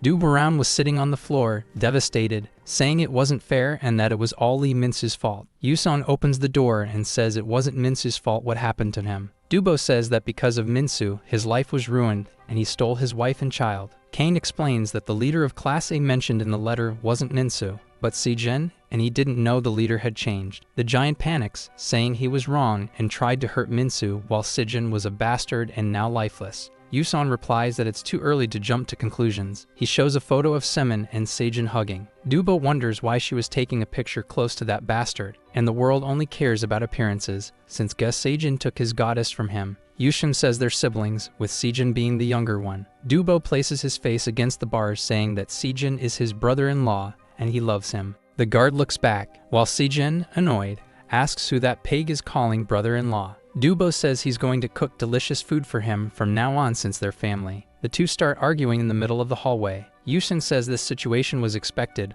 while thinking that now Minsu just needs to collect points. But on another front, he has something to investigate, a dark secret in the reformatory center that the director is hiding. But to take down the president, he needs an even bigger weakness. Even as a prison officer, he can't access the restricted area, so something must be hidden there. But he notices something different approaching, a wheelbarrow carrying a human body, which was unconscious from being beaten so badly. Yuson wonders what happened inside there, then notices something else unusual, a man in red clothing entering the room. Yushun reflects on the red uniform, saying he needs to investigate more about all of it. Minsu thanks them for delivering the shampoo earlier since it had been a while since he washed his hair properly. But that guy in front of him, Jinsu, picks up his shirt from the ground, putting his sleeve on right after. Minsu asks if his prison uniform is red, and he also doesn't have the rank symbol tattooed on his abdomen. Seijin asks why he let him win, since there was no way he'd lose to Minsu, and Dubo asks the same thing. The guy says he was careless and the kid had a strategy ready. Dubo says it was the same with him, he was planning to play around a little,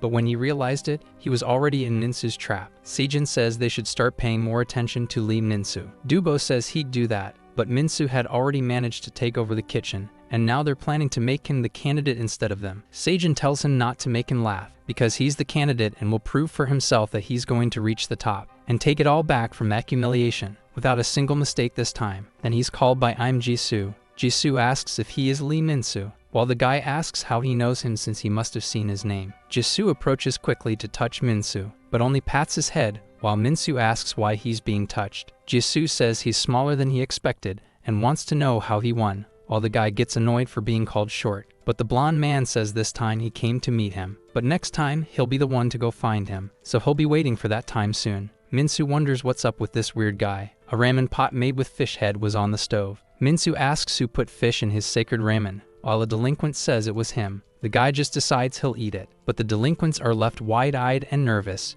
Minsu asks why they're staring at him instead of eating. Dubo was already behind him before he finished his sentence. He raises his arms in the air, as Minsu turns around cautiously, but the giant apologizes for everything, saying he made a mistake and ended up tormenting him, and since Seijin became his brother-in-law, he can't get revenge anymore. Minsu asks what he's talking about, saying he'll accept the apology and they should just sit and eat ramen together. Dubo asks if he's really going to forgive him so they can eat together. The delinquents say Minsu had already gotten a confession from another girl. Dubo gets mad again hearing that, charging at Minsu for looking at his wife number 2 again. Minsu says it's fine because tomorrow he's going to deliver Sarah's letter, but he wants to know why he ended up having to come all the way here. Minsu lies down on the floor and says he doesn't want to go to volunteer work because he wants to meet Sarah to give her the letter. Someone suddenly approaches the group. An ugly guy asks if they want to be his subordinates because he was going to buy some chickens for them. The delinquents ask why he's saying such nonsense. A fat man yells that they were bold to treat his boss like a thief since he had made a lot of money with his business, grabbing Minsu's shirt and saying he defeated Seijin and Dubo, but looked extremely weak. A guard shows up telling them to stop instead of fighting again, saying they were out of their minds for trying to fight even during volunteer work. The ugly delinquent says they were quiet, but the other group started the fight. Then the bald one questions what he's talking about since he was the one who started it. But he gets punched in the face by the guard, who keeps hitting him, saying he didn't like his face from the start, and it was just an accident. Minsu wonders why he's hitting him out of nowhere, and if he's on their side. The bald guy begs him to stop hitting, while the officer's hand is grabbed. Yushang says they should stop now because it's about to start. The guard says the kids were about to fight, so he acted that way, then tells them to head to the bus now. Yusun asks if Wang Hek is okay and can go to the volunteer work, and the bald guy says he's fine. Kang sighs deeply, adjusting his glasses, saying his brother was about to attack the officer just now. Minsa tells his brother to trust him, then the group gets on the bus. Moon says they were sitting like it was a school trip, while Minsa thinks the smell from the officer earlier was strange. But it wasn't the officer, it was a foot on his seat. Minsa curses the situation because of it, telling those idiots to move their feet away. The boss says if he has a problem, he should fight his subordinates, and even if Seijun shows up, he won't stand a chance against them. Minsu is surprised to see who is getting on the bus. Even the boss has the same reaction. Seijun had come out of solitary confinement, telling them to move their feet. Those idiots obey while Seijun orders everyone to get their feet off. Minsu calls out to guest Seijun, asking if today was the day he got out of solitary. Then they sit next to each other. Minsa thinks volunteer work might actually be interesting this time. The person in charge there thanks everyone for coming. He hopes the volunteers can help change the kids from the reform center. Yusum responds that he hopes the kids can help the elderly, and the other guard says he'll take some photos as a keepsake. Some women hand them drinks for having worked hard. They say it's been a while since they drank something so good, it was the taste of capitalism. Then they see the place was full of old ladies, but there were no young people there, just old folks, so it felt boring. However, the delinquent says there was one young woman there. She was a nurse. Seijin looks over when they say she's pretty. Semin asks the lady if she's cold, and if she should bring her a jacket. Seijin is left speechless, and even spits out the soda he was drinking. He wonders why his sister is there. The guys clean the elders' feet, giving them a massage. An elderly woman says Wang looks like her husband when he was young, and Wang jokes that he must have been handsome. Then the guard takes a photo of them helping the ladies. Minsu wipes the sweat from his forehead. A voice asks if the young man can wash his foot too. Minsu thinks that old man's feet looked like he'd been through a lot. Minsu washes the toes, saying he had a lot of dry skin. Then he asks if it felt refreshing, realizing that it was actually the ugly delinquent from before, who says that scratching his athlete's foot was really good, then puts his foot on Minsu's face, asking if he wants to work under him as a foot washer. Minsu gets irritated and tries to lunge at him, but Moon holds him back because they were taking pictures there, and the guard asks if they were going to fight again. The delinquents say that guy seemed like a lunatic, even Seijin and Dubo weren't like that. Minsa thinks he shouldn't cause problems and keeps repeating that to himself. Outside the nursing home, Semin looks at some flowers with a lady, saying they were very pretty, and wonders if they should take a short break there. They run into Seijin walking with an elderly man. Semin says everyone was busy volunteering, but he was taking a break. Seijin says after all, she got sent to the reform center for hitting a pervert, but now she really wants to deal with them. Semin says she regrets it, because they could have just reported him for harassment, but instead they got involved and ended up in reformatory school. Besides, that old man was the one who messed everything up. Not all old men, of course, since one day they'll be old too. She asks what kind of man he wants to become when he's old. Seijin asks what she's trying to say, but his sister replies that she doesn't know, and goes to their grandmother saying it's cold, and they should go inside. She asks her brother to think just once about what kind of old man he'll become if he keeps growing up like this. Some female volunteers ask for them to eat one at a time. The boys from Class A bring the food, saying it's time to eat, and they should eat a lot. Minsu delivers food to an elderly woman, while overhearing an argument where an old man says he's hungry and asks for a little too, but the delinquent was eating in front of her. Minsu calls him a bastard for doing that to a lady, but a liquid is dumped on his head. His underlings apologize, saying it was an accident. Minsu gets angry, but Wang and Moon hold him back before he does anything. The guard asks if Minsu is getting into another fight, and the boy says they dumped food scraps on his head. That guard replies that it was an accident, but he was going to cause more problems over it. Minsu turns to leave, irritated. The underlings laugh, saying he's a bastard and scared of a Class A for no reason. Their boss says even Class A guys aren't that tough, because inside or outside, money always wins in the end. At the reformatory school, ranks aren't based on fighting skill, but on the severity of crimes. Stronger crimes might mean they know how to fight, but they should look at the news about the corporate CEO. He doesn't even need to be good at fighting, with bodyguards, police, and even laws protecting him just because he has money. And if these guys have power, they'll just buy strength with money, since they're scammers and have tons of cash. Even Class A guys probably don't have that kind of financial power, and eventually, they'll be beneath him. Moon turns slightly uneasy. A shower dumps boiling water, filling the room with steam. The delinquents say it's been a while since they had a cigarette and took it from that old man's pocket. Then the fat one asks why they're mistreating the elderly, but they just tell him to throw water and drag him outside. The old man looks forward, begging them to stop because it's too hot. Juan walks in, saying the bathroom has been cleaned and the next place is the shower, and maybe cleaning is his true calling, only to find the three delinquents and the old man on his knees. Juan gets angry at the sight, rushing to the old man and asking if he's okay. The delinquents ask if he wants a cigarette because he scared them. Juan asks what if the old man had a heart attack, saying this is too much, but one of them hits Juan in the face, asking if he thinks he's their boss. They should go easy since the kid is crying, but Wang strikes back with a punch to his chin, shocking the other delinquents there. Wang yells for those bastards to come at him. Inside the closed-off bathroom, Moon and Minsu look down, a little nervous. Then they call out to their classmate. Outside, Minsu meets up with Yushan. He asks his brother for a favor and wants to know if they can't help him. Yushan complains that even here he wants to fight, but says to hold back, since if they cause trouble now, they'll be in an even worse situation. Minsa tells him to forget it because he was foolish to believe in him, but the guard repeats the part about older brother, and asks if he wasn't mistaken just now. He definitely heard him say Kun. Yushin tries to cover it up, but the guard says he'd always suspected something because he always saw him treating Lee Min-soo like a Kang. So he wants to know if Kang Husa. What exactly is his relationship with Lee Min-soo? Because they seem to know each other too well from before, and Yushan tries to deny it, thinking he'll get caught this way. But Sejin waves his hand, calling him Kyun, saying he was looking for him, making the guard turn around. Sejin complains that those guys were causing trouble, while the guard asks who the bastard is talking informally to a guard. Seong answers that ever since they started treating these idiots nicely, they keep calling them Kyun. The old man says that place is a school full of gangs, and he'll let it slide this time,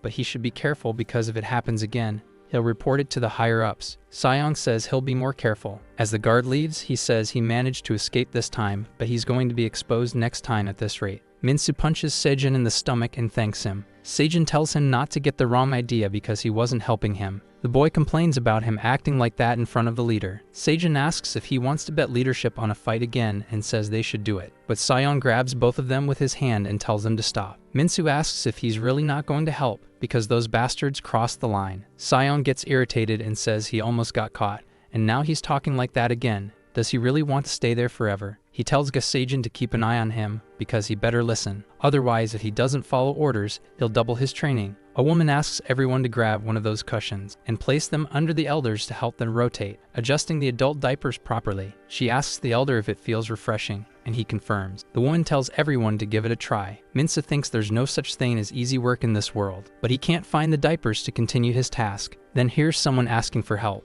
The idiot delinquents were acting like superheroes, using the diapers as costumes, because they were going to fight the loser monster from Class A. Min-soo gets annoyed when he sees this, but Sejin interrupts, telling him not to fight because Hyung told him to stay quiet. Min-soo complains that he can't ignore that kind of provocation. The delinquents say they're not alone because they caught a monster to protect the world. Wang Hyuk was tied up and forced to stay like that. Min-soo remembers him all beaten up, asking what the hell they were doing to the guy who got injured because of them. But Sejin hits him on the head, telling him to stop it. Min-soo tells him not to stop unless he wants a rematch, but the boy says he actually does. However, he should look over there. The guard taking pictures says if they keep causing trouble, they'll be sent to discipline training. Sejin says they shouldn't blow this up and get Yusan in trouble. Outside, the delinquents ask Taho how long they'll have to act like subordinates, because every time that ugly-toothed bastard shows up, he wants to beat him up, thinking he's some kind of king. Taeho says watching Class C from a distance is a comfortable life, and they should just use this chance to climb higher,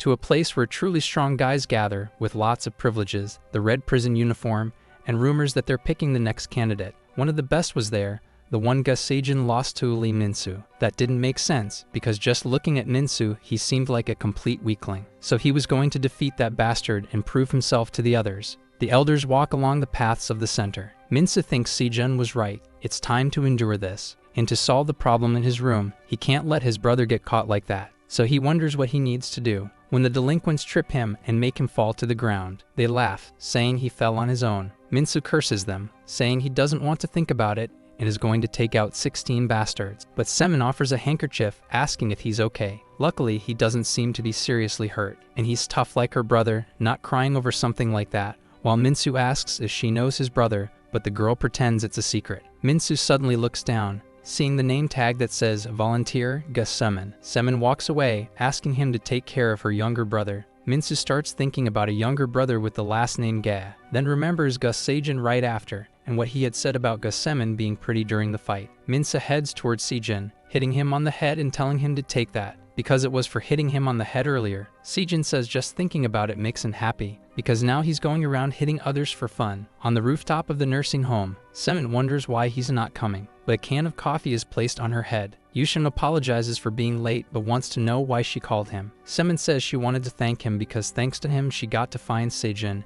and his family. It was the least she could do. Yusung replies that she's been helping a lot all this time and he was just doing it to gain something. The girl replies that he has a real talent for making people want to punch him, but he turns his face and laughs with her. Changing the subject, he asks if she's heard about the red prison uniform, but Semin doesn't know anything about it. He asks if it's her first time hearing about it, since the other guards keep dodging the question and there's no way to get any information. Either way, he's leaving soon, because who knows what kind of trouble his younger brother will get into. even though he asked Sejin to keep an eye on him. Semin says that earlier she asked him to hold back instead of getting into fights. She says her brother pulled her, so of course it was going to be impressive. Even if he didn't hear it, he knows what he'll do, and he'll do it perfectly. Yuson replies that he trusts Sejin to watch over him because he's really dependable, and his younger brother is really strong and reliable after all. Semin tells him not to worry too much about that, since there's no way those two would end up fighting. While Minsu and Sejin are fighting the same delinquents from before, they keep walking as the delinquents gather because Minsu and Sejin were in a fight. Rushing to see the rumored fight where Sejin supposedly lost to Minsu, he asks if that doesn't make him mad, since not only the kids from his class, but now they're crossing the line pulling pranks on elderly people. Sejin replies that it has nothing to do with him, and they should just fight. The guy says the next target is the female volunteer, who must be his sister. Wondering how bad the prank will be, and just thinking about it makes him uneasy. The delinquents ask what they're doing with them, talking instead of fighting. And the rumor must be true that he's scared of Minsu. Sejin hits the guy on the head, saying he shouldn't be worrying about his sister. The delinquents complain about being hit, but Sejin says he's not worried about that. His sister is pretty, but that's all there is to it. The one who got hit tries to get up off the ground, but Sejin steps on his head, saying the more he thinks about it, the angrier he gets, because he's going to make these bastards pay for messing with his class. The guard lights a cigarette for the delinquent, asking how he's doing, and if he's comfortable enough, since he needs forged documents to get this, while the delinquent says he's very satisfied, because thanks to him, he can smoke like this, and this time he even prepared a little bonus. Shin says he always gives him extra money, and that's why he appreciates him, while the delinquent says if they manage to recruit the construction guys, he'll pay even more. But he needs to figure out a way to get a special cell with Officer Shin because he's going to meet someone now. Shin complains that he can't do that since it's something only guards can do, and if he gets caught, they'll both be punished. One of the delinquents opens the door saying there's a big problem, announcing that guest Sejin is beating up his guys. Officer Shin asks if he's lost his mind because he told them not to fight, but now they're ignoring his orders, and the delinquent tells him to just forget it, because he was planning to teach a lesson anyway, calling for Park Taeho next. Since his subordinate should lead the way there, Sunin watches all of this from a distance, sighing a bit as she thinks. Minsu hopes Sejin takes out the delinquents, and that they completely crush Gus Sejin, thinking that since his brother made Sejin watch over him, he'll use Sejin's rage buttons to eliminate the enemies, fighting fire with fire. The delinquents charge in again, saying it's just one guy, and they're going to beat this bastard up. Sejin, annoyed, asks how they dare lay a hand on his sister. Minsu sits down on the ground, saying he heard that. The delinquents grab Sejin to beat him while Minsu hears him asking for help, so he kicks one of them, complaining that he didn't plan on fighting. But if he's going to ask so sincerely like that, there's nothing he can do. Sejin says he can handle this alone. He just felt like jumping in. Backing up against the wall next, the fat delinquent says he's finished now since he can't dodge anymore. But Sejin breaks through his strike, saying the wall trick doesn't work anymore. Minsu thinks that bastard seems stronger after training with his brother, but so is he, dodging one of the delinquent's punches, saying he's gotten much stronger than before. Sejin tells him not to get in his way, and Minsu repeats that he shouldn't hold him back. But it was easy to take down all those weak delinquents with just a few punches. Minsu asks why he's calling him a mama's boy when he's the pervert in love with his sister. Sejin argues with him for calling him a pervert, grabbing him by the shirt while Minsu asks how he dares act like that in front of the leader, and Sejin suggests they fight again. But Taeho appears behind him, kicking Minsu and telling him to get out of the way, throwing the boy far away. Taeho says he doesn't look like someone who would lose to that rat bastard like that, but since he was the previous candidate, he should fight him one-on-one. Sejin kicks Taeho in the head, asking who told him to interfere. The brute responds that, just like the rumors said, he was pretty strong, making Sejin wonder how he endured that. Taeho throws a punch, saying he was going to test his durability too.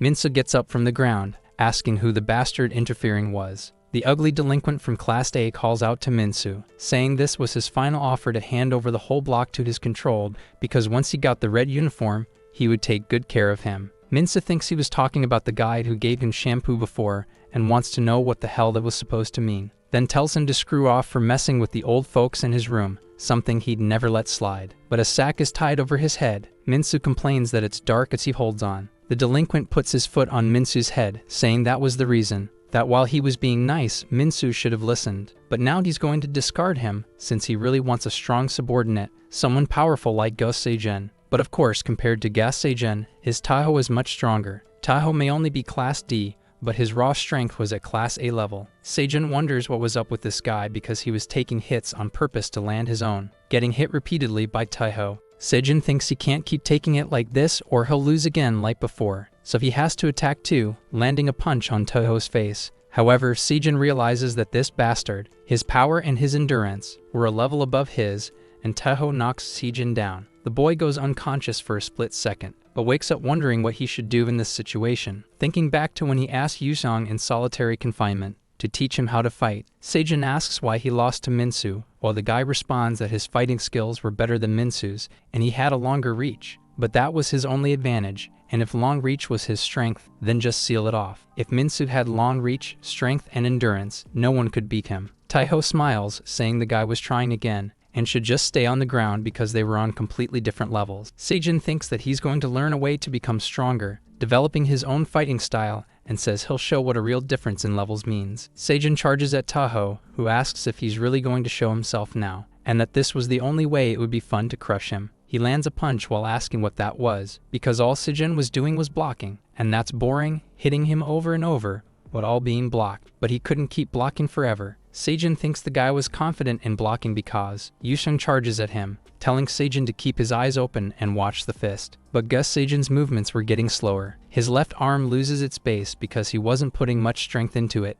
and a blow goes straight to his eyes. Yusung warns that if his arm drops, the attack will break through just like that. Sejin wonders how long he can keep blocking, and if that would really make him stronger. Kang tells him to carefully think about the reason he lost to Minsu. Was it because he got cornered or because he got angry? But in truth, he wasn't paying attention to his opponent's movements and was only thinking about how to counterattack. This training was about observing the enemy's attacks, and Sejin thinks that he really can see it now, because he started to see the guy's movements, with Taeho saying he blocks well. A deep breath from the opponent, with his shoulders rising, and that means that a big attack is coming, and that also meant it was his chance to counterattack, striking beneath Taeho's blow. The bigger the movement, the bigger the opening. Taeho says that bastard was only managing to hurt him after defending, and then he suddenly attacked him, so he starts repeating a barrage of punches against Sejin, who thinks that the more he observes, the clearer it becomes. The pattern of that guy's fists, the speed of his punches, and even the time it takes for his fist to return to base. Taeho cursed him while being injured, asking if that was all he had because he was far from winning, while Sejin thinks he keeps swinging his fists like that, so he'll just wear himself out first. It was so foolish that he never realized this until recently. Then he lands another punch to Taeho's face. Sejin thinks that just by watching, he can become strong, and now he understands why he lost to Minsu. So now he wants to know, who is this guy? The one who neutralized his reaction, which means he's truly strong, landing a precise hit to Taeho's nose, sending the brute flying, and now keeping his stance high. Sejin says he ended up going serious against someone like this, but he's still far from Jisoo, and he needs to find out where Minsu ended up. Suddenly looking to the side, the weak delinquent was repeatedly hitting him, asking why he wouldn't just surrender, saying those punches should really hurt, while Minsu thinks this hurts, because those punches really do sting. This guy was so weak, and it was breaking his heart, and he wonders how someone can have punches this soft. He must have experienced something like this before, but it felt like getting hit with one of those inflatable cheering sticks. He wonders if it's because of the training, or because he fought with those two strong guys. The delinquent says if it hurts, he should call his mom, but he doesn't have one. That's when Minsu grabs his fist, getting irritated at hearing that, and says that bastard crossed the line by talking about his mother, stomping on his crotch while saying it's his revenge for his teammates and the elderly. But Officer Shin interrupts, asking what the hell they think they're doing, starting a fight outside like that. Are they out of their minds? Minsu says he didn't start it, and Sejin was getting beaten up so he joined in to help. Sion kicks him in the head saying that's fighting, but wants to know what kind of trick this guy pulled this time, asking Sejin. The boy says there was no trick, he started the fight, because those bastards were trying to hurt his sister, and were also beating up the elders in the nursing home. Officer Shin tells him not to get close to guys like that, because that's the reason they're lying now, and Yusong better prepare a report when they get back. Semin approaches, asking about a disciplinary report, saying he should be preparing for an exam instead of a report. Shin asks who she is, and says if she's a civilian, she needs to get out. The girl shows her phone and says that even after seeing this, he still acts so shamelessly. Pressing the play button on the phone, Shin wonders what he's supposed to be looking at as the video plays with his voice and the delinquents, including the confession of all the crimes, document forgery, and outside dealings. Shin asks her to wait just a minute. Semin asks if he took a bribe, and more than that, he forged official documents, which counts as ideological falsification. Shin lunges at her, telling her to drop it. but his wrist is grabbed by Yusheng, who then slams him to the ground. Shin complains that his arm is close to breaking.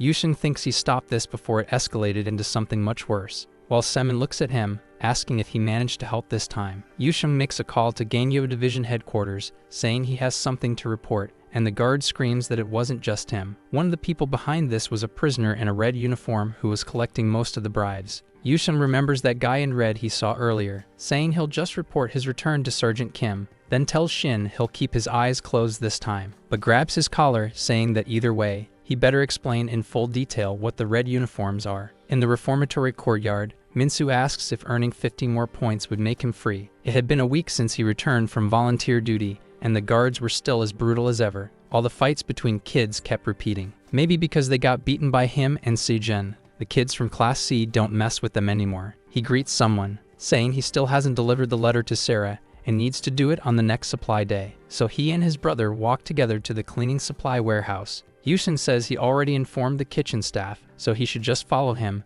and Minsu looks to the side, watching Gus Sejin's training, thinking that bastard was working non-stop and really wanted to beat him up so badly. Yusheng says they're here and this would be the place, while Minsu asks if they were just going to clean. But everything was already organized, and Minsu wants to know what they were going to do. Yusong handcuffs him. The boy asks why he's doing this, but his brother tells him to stay still as he walks away. He says he came there to train him, and for now his hands would be tied, so he just needs to dodge the ball. Minsu wonders how something like this came so suddenly. The ball was approaching him. Minsu thinks he's nervous realizing this is actual training, but it's still slower than he expected. However, he notices another trajectory from the ball, saying there was another one, and it was faster than that one. Yusheng says that now he's training, his instincts for reacting to variables and crises, and Minsu asks what he means by instinct, because he had already dealt with Sejin and Dubo. So does that mean he doesn't need to train? Yusheng says that he definitely won, but can't say he did it properly. The way those three fight is very one-dimensional, and he was just exploiting their weaknesses. But what if Sejin comes up with a strategy and moves accordingly?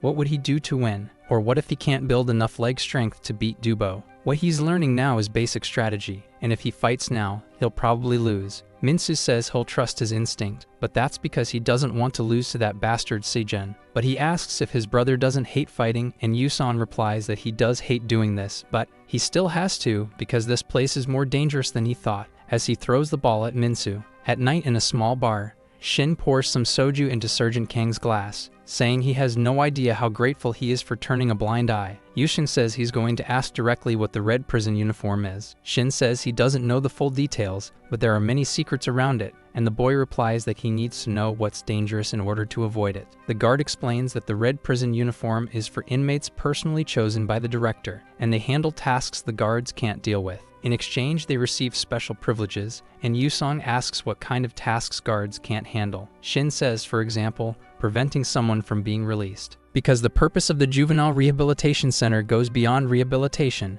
and if some people were sent back to society, it could cause political problems. So basically, they prevent people from leaving, and Yusong asks about the points. Shin says he's pretty naive, because no one has ever left the center in a good condition. That was the role of the red prison uniform, a job guards aren't allowed to do. They take care of those who accumulate enough points to leave, and turn them into fools. In short, leaving was impossible. Yusung says that even if it's impossible, he'll make it happen. Somehow, he's going to make Minsu stronger and ensure he gets released properly. So he'll be waiting to meet him. Kangman says he heard he was uniting Block C and gathering strong individuals, and was curious about what kind of person he was. Taejong says that wasn't his full power, it was just a small test. But he'll explain his business, while Kangman asks how he keeps a business running inside this place. The boy says that as long as there's money, there are plenty of people outside who can activate betting apps. This place is no different from society, and as long as you have money, you can control both fellow inmates and guards. Kangman says he's building power through money and really does think differently from the others. Taejong says the leader of the engineering team catches on quick, so he wants to know what he thinks about joining forces, because his money and forces are united, and if Kangman and his subordinates team up, they can aim for the special unit too. If he helps, he'll give him 20% of his business profits, which should be around $4 grand a month. He also wants to wear the red prison uniform and can help with that. Kangman refuses the offer after hearing that, saying it doesn't matter how good his plan is, working under someone weak would ruin his reputation. Taejong says he'll give him more time to think, and asks why he thought he would come to a meeting without any guards or subordinates. A man with a C on his abdomen approaches, saying that Kamen was famous in any neighborhood he went to, since he must have heard about Jang Daedong and Encheldu. Another guy tells him to back off, because he'll deal with him himself, being the leader of the rank D cell, Jang Sagyeon. Park Taeho and So Seonjin were also there, ready to fight. Taejong says their forces were united here, and they were the strongest from their respective areas, so he wants to know if Kangmin changed his mind now. Kangmin takes off his glasses, saying it really is impressive, recruiting strong fighters with money. But still, he looks behind him, asking if he really thought 4 people would be enough to handle this. In the cleaning supply room, Seong says here he goes again, so his brother better dodge as he throws the ball. The ball comes flying toward Minsu's face, but the boy manages to dodge by moving his body. He thinks this time it came faster, but he can still dodge it, even playing with one of the balls at his foot. Seong says he's getting kind of good at it now, throwing another ball at his brother while thinking he never expected him to dodge precisely without wasting movement. But he's still got the bare minimum of awareness. A ball stops on the floor. Minsu asks if it wasn't good enough. Seong thinks that just as expected, even if he's never learned anything, his talent is exceptional. So he decides to move on to stage 2, throwing a ball downward. Minsu wonders what that was, since his brother was aiming for his foot, but if that's the case, he can dodge it. But the ball bounces and hits him in the face. Minsu falls to the ground right after. He says that was a foul. Who the hell throws like that? Seong says that's why it's called Stage 2. Direct attacks like in Stage 1 aren't hard to dodge once you get the pattern. But if you train in Stage 2, you can experience what it's like to deal with attacks from various angles. And he must have learned something too. Hooks come from the side like that. Cross punches come from below. Attacks aiming at blind spots are tough even for professionals, and Minsu says he'll take it all in. Minsu wants to know why his arms are tied, because it's really uncomfortable, and Seong explains that both hands are offensive and defensive, but he'll learn how to use them when he can't dodge or block. Minsu says he'll accept the training, but wants to know why. He's not being trained too, while Sijin charges at Seong. The guard says he's improved more than expected, but Seong's fist stops right in front of his face, saying he still has a long way to go. Sijin says he just needs a bit more, and if he can pull. But his words are cut off by the pull of the elastic band, causing Sijin to fall to the ground. Seong walks towards Sijin, saying they both want to become stronger, but he's the only one there to guide their training. But he won't be the only reason they grow stronger. The training might be hell, but if they can get past the beginning, their potential will truly blossom. But if he can't make it, what's left is just potential. He hopes that once this hellish training is over, he'll know which of the two became stronger. In the hall where Kangmin had faced Taesong's subordinates, the guard opens the door. He says for now the shipment is all ready, but he looks a bit uneasy at what's left. 2 large men were knocked out cold on the floor, while Kangmin stands on top of Taeho with ease, displaying his Yakuza tattoos. The man remains standing, looking upward. Taejong crawls toward Officer Shin, begging for help, because Taeho wasn't enough, so he brought those 3 strong guys, but he still couldn't handle this man. Shin grabs a phone from his back, saying he really had things prepared, handing the phone to Kangmin, ignoring Taesong's pleas for help, and asking why he didn't need to evolve, and Taesong is a bit confused. The man asks why the officer is working with this guy, and his face is kicked by the officer's foot, complaining that this piece of trash, because of him, Kang Yu-song had gained the upper hand over him, so he should hurry up and give the security code. Taejong wonders what he's talking about and how he even knows about the security code. Kangmin says his men took over his business sites, then asks if they'd already cleared everything out, with 3 cars parked in front of his company. The gang members confirm they took care of everything, so Kangmin says he'll give them the security code to open the safe. Asking how much was inside, the guy says that combining cash, shell accounts, and some cryptocurrencies, it looked like they were about to add 200 million won. Kangmin says those 200 million looked like fake sales reports. Shin asks if he'll get his 10%, while Kangmin throws the phone back, saying it'll be deposited today, but more importantly, he wants them to let those people know that he'd like to meet them, because they should know he's prepared his tributes. Minsu asks what that's supposed to mean, since he wasn't allowed to work in the kitchen anymore. Dubo replies that's just how things turned out, while Minsu asks why it had to be him of all people, since there were other guys too. Shin explains they have too many people on the cooking team and have to cut some. But there was an opening on the construction team and asks if he wants to take that spot. Minsu hesitates to respond, wondering if he could do it without his hem's permission and if this messed up his plan. Shin says he just needs to say so if he doesn't want to, but Minsu agrees to join, thinking that if he earns points, nothing can go wrong, and says that since it's opening again, he'll definitely call for Duboram. The giant tells him to be careful, because being cut from the cooking team and moved to construction was all part of someone's plan. Minsu wonders what kind of place this is, full of delinquents, wondering if they're really high school students like him and why they all look so scary, wanting to know if the class here had another guy like Du Boram, and if he's just as clueless, it'd be a huge headache. Cayman approaches, saying it's not nice to scare a friend who came to help, and that he's heard a lot about him, then hands him a glove, saying he'll hurt his hands if he works without it. He is Lee Cayman, the leader of the construction team. Since it's probably his first time with handmade machines, he'll make sure to help him properly, so he should let him know if anything else comes up because he'll support him. Minsu thinks it's a relief that the team leader is kind and gentle, unlike Du Boram, and that moving to the construction team was the right idea. But Cayman looks at him differently. Walking through the prison corridors, a girl asks how far they're going because her legs are killing her, and the guard says they're here and this is the place. She asks how kids live here, since it smells like lonely old people. The guard opens the door, saying he'll give her exactly 5 minutes, so she should handle it and leave right after. The girl enters the room, waving goodbye to the officer. Park Hyoshin says she came there looking for someone. The delinquents wonder how this girl ended up in a male rehabilitation center. Cayman tells his subordinates to bow their heads and cover their ears, then sits down so Park Hyoshin can enter the room. She says he's cute acting like a gangster, and Cayman replies that his guys are trustworthy, because when he gives the signal, they won't see or hear anything. The girl says Cayman's face is her type. The boy replies she's not the first who came to see him, and Hyoshin asks if it was Kim Hwairyong because she had other business to deal with. Cayman says he's not disappointed, but only one new person showed up. The girl replies it's embarrassing when he stares at her like that, while Cayman thinks she looks weak, but wears the red prison uniform, something unexpected. So he asks what brought her there. Hyoshin says that now there are 3 candidates again. Cayman thinks he was sure Baram and Gus Sajan had been eliminated, and the girl says the first is him, Lee Cayman. The second is Hasum Hyol from the maintenance team, and finally the third, the representative of Class A4, Lee Minsu, whom IMG Soo nominated as a candidate. Cayman replies that he really has proven himself a lot, but he doesn't understand why he's still just a candidate. Hyoshin replies that he hasn't proven anything yet, because while it looked like he did everything, it was all thanks to his brother, Lee Kangwon,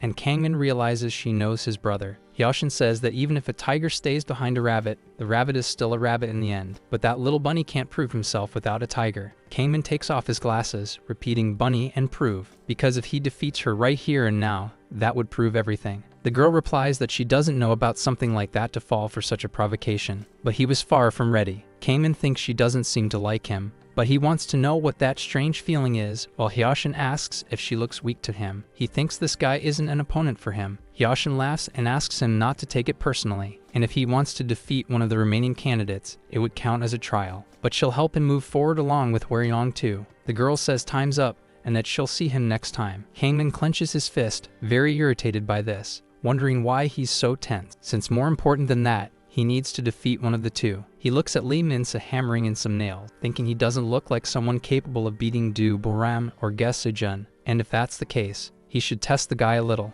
Minsu says maybe he's more talented than he thought, but the head of a hammer flies toward him. Minsa dodges by instinctively tilting his head back, wondering about the hammer that hit the wall. One of the men apologizes, saying the hammerhead just flew off, and Minsu asks why he was swinging his hammer around, but decides to assume it wasn't on purpose, walking off saying there were a lot of dangerous things around there, so he needs to stay cautious too. Tripping on a cable and hitting his head on some nails, Minsu plants his elbow on the ground, stopping a nail from piercing his eye. Another coworker apologizes, saying he was organizing the wires and didn't know his foot would get caught. Minsu wonders what on earth is going on since the danger keeps repeating, wanting to know if this could be accidental or intentional, and if it's intentional, then why. He raises his hand, thinking Kangwon is there and should help him, but someone else grabs his wrist, since he'd get hurt if he kept doing that. Minsa thanks him, thinking the guy was trying to help him, so it must have been a mistake. Other coworkers ask what he's doing, and the guy explains he was going to show him how to use the table saw. He needs to do it this way and place his hand like this. Minsu says they don't need to help him this much, but the coworker asks what he's doing, because if he moves his hand like that, he could lose it, then moves it near the saw to cut his fingers.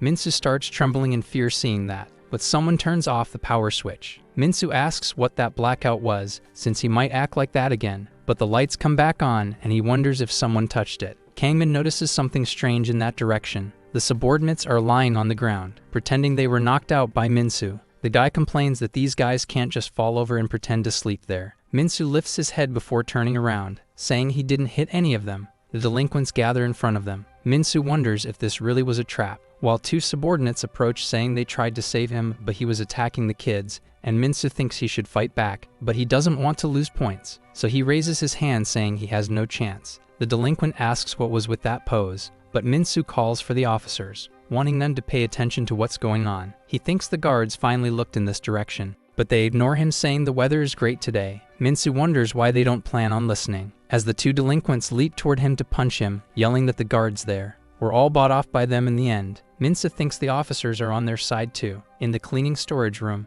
Gasejin sighs, panting heavily. Sion wonders if it's that late already, and he should just go back, because if he stays late cleaning the warehouse, it'll look suspicious. Seijin begs for just one more shift, because this time he's definitely going to pass while thinking he's still at level 1. That guy had already moved on to level 2 training, so he can't fall behind, because he absolutely won't lose to Lee Minsu. Minsu dodges the delinquent's punches, preventing any of the 4 from landing a hit. Kangmin thinks this guy is better than he expected, but wants to know why he isn't fighting back. Minsu dodges, saying he really doesn't want to cause any kind of trouble. He just wants to earn a few merits and leave quietly, and he seriously can't afford any penalty points. Kangmin says he was holding back at home because the officers might give him penalty points, and it was unbelievable. He tells the police to go outside and smoke quickly because he was going to clean things up here. Minsu thinks the guards are done for now. In that case, he dodges the shirtless delinquent's strike, then hits his chin with a quick elbow. Another delinquent charges at him, saying he must have a death wish. Minsu ducks low, using his right hand for support, and brings his foot up to the delinquent's face, throwing him far away with ease. Kangmin says now he gets it. He didn't beat Gasejin and Du Baram just by luck. Minsu asks who came up with this childish plan, and what he did to deserve it, and Kangmin replies that he's one of the candidates just like him. Minsu asks what they're even candidates for, because he just wants to earn some volunteer points. Kangmin remembers what Hyoshin said about proving himself without a tiger. He says he had planned to hold back his subordinates and was thinking of eliminating a candidate. But being compared to someone clueless really pissed him off this time, so he says screw it. He's going to take his life himself. Minsu replies that that's exactly the spirit. If he wanted to fight, he should have said so in the first place, because he shouldn't have wasted his strength for nothing, flipping his hair aside, telling him to stop posing, and come at him already to get beaten. In the civil engineering class, some people gather with their arms crossed to watch. A subordinate asks Chang-hee if that guy isn't from his room. Watching Minsu dodge one of Kangmin's attacks, the guy thinks he's fast. He can barely dodge those strikes himself, since he was attacking like a predator targeting its prey, with no fear in pressing for a response. He wonders if that bastard learned boxing or something, but he can't dodge forever, so he blocks a punch. Thinking now it's his turn, he moves in toward Kangmin, since Minsu is aiming for his opening, and then closes in, hitting Minsu in the face. Kangmin blocks with his hand, saying he's pretty good at dodging his blows, but he probably never learned how to land one, then throws Minsu away, asking if that's how he fought the others too.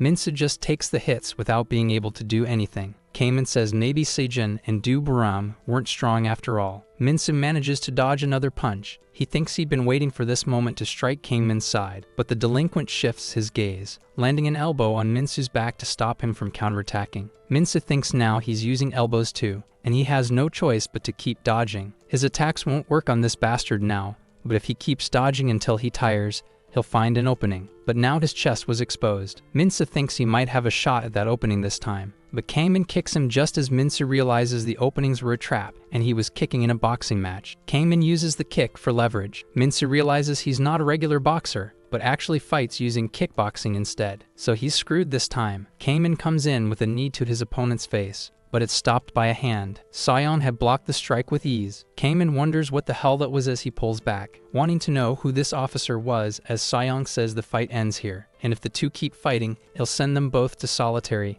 and Kangmin thinks he definitely wasn't in charge of the civil engineering class, but still came here. Sion asks if they understood, wondering what the hell the other officers were doing, and he wouldn't let this slide. The police say they just wanted to sneak out for a smoke, but maybe they shouldn't stop something so petty like that. Sion says he'll let it slide today, and it was already late to deal with it. Kangmin clenches his fist, saying that next time he better make sure that he catches Lee Minsu. In the detention center infirmary, Minsu asks why he wasn't mad, since he thought his brother would be stressed after he got into a fight. Sion replies that he doesn't know the reason yet, but wants to know why he went to the civil engineering group. Minsu says they were cutting down the number of people in the cooking team, and he heard you could earn merit points in the civil engineering group. Sion reflects that there wasn't any such order, but now that she thinks about it, something like that did happen when Minsu was placed in the kitchen group. Wondering if someone is targeting Minsu, Minsu says that Kaiman was like Sejun, where he couldn't land a single hit in the end and couldn't even dodge everything. Sion replies that it's natural, since that guy trained in martial arts, specifically kickboxing.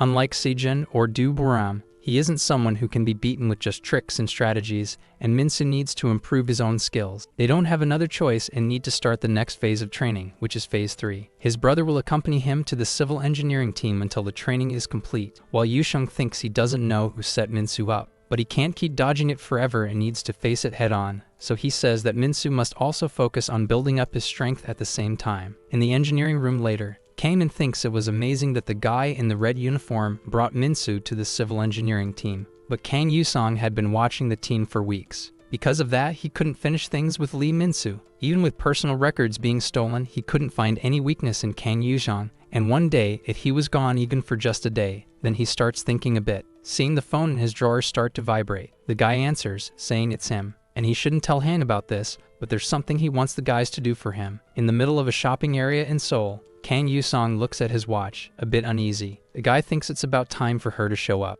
As a girl approaches in her sneakers, Sunun was getting closer to her friend. She apologizes for being a little late. Seyong says he totally understands because he was also 30 minutes late, and the girl asks if he has a death wish, and that next time she'll be an hour late, while Yusheng says he'll be 2 hours late next time too. Someone takes a picture of the two together. That subordinate reports to his boss that he found him, the weakness he had been talking about, just like his boss had ordered him to do, walking the streets of Seoul. The people tailing the two wonder what they're talking about. They say obviously the two were flirting and didn't want to say goodbye. One of the guys says he's jealous because some people are stuck while others are out having fun with girls before dawn. Semin says she'll call him, and he better dream about her forever. The girl walks alone through the streets, turning a corner along the way, while the car continues to follow her. The men get out of the car soon after. They thank her for coming home on her own like that. Semin complains that it's a lot of people just for a stalker. The delinquents say she should come with them for a moment, and the girl agrees but says first. She asks if he can put out the cigarette since she was trying to leave. Someone places a cup of coffee down,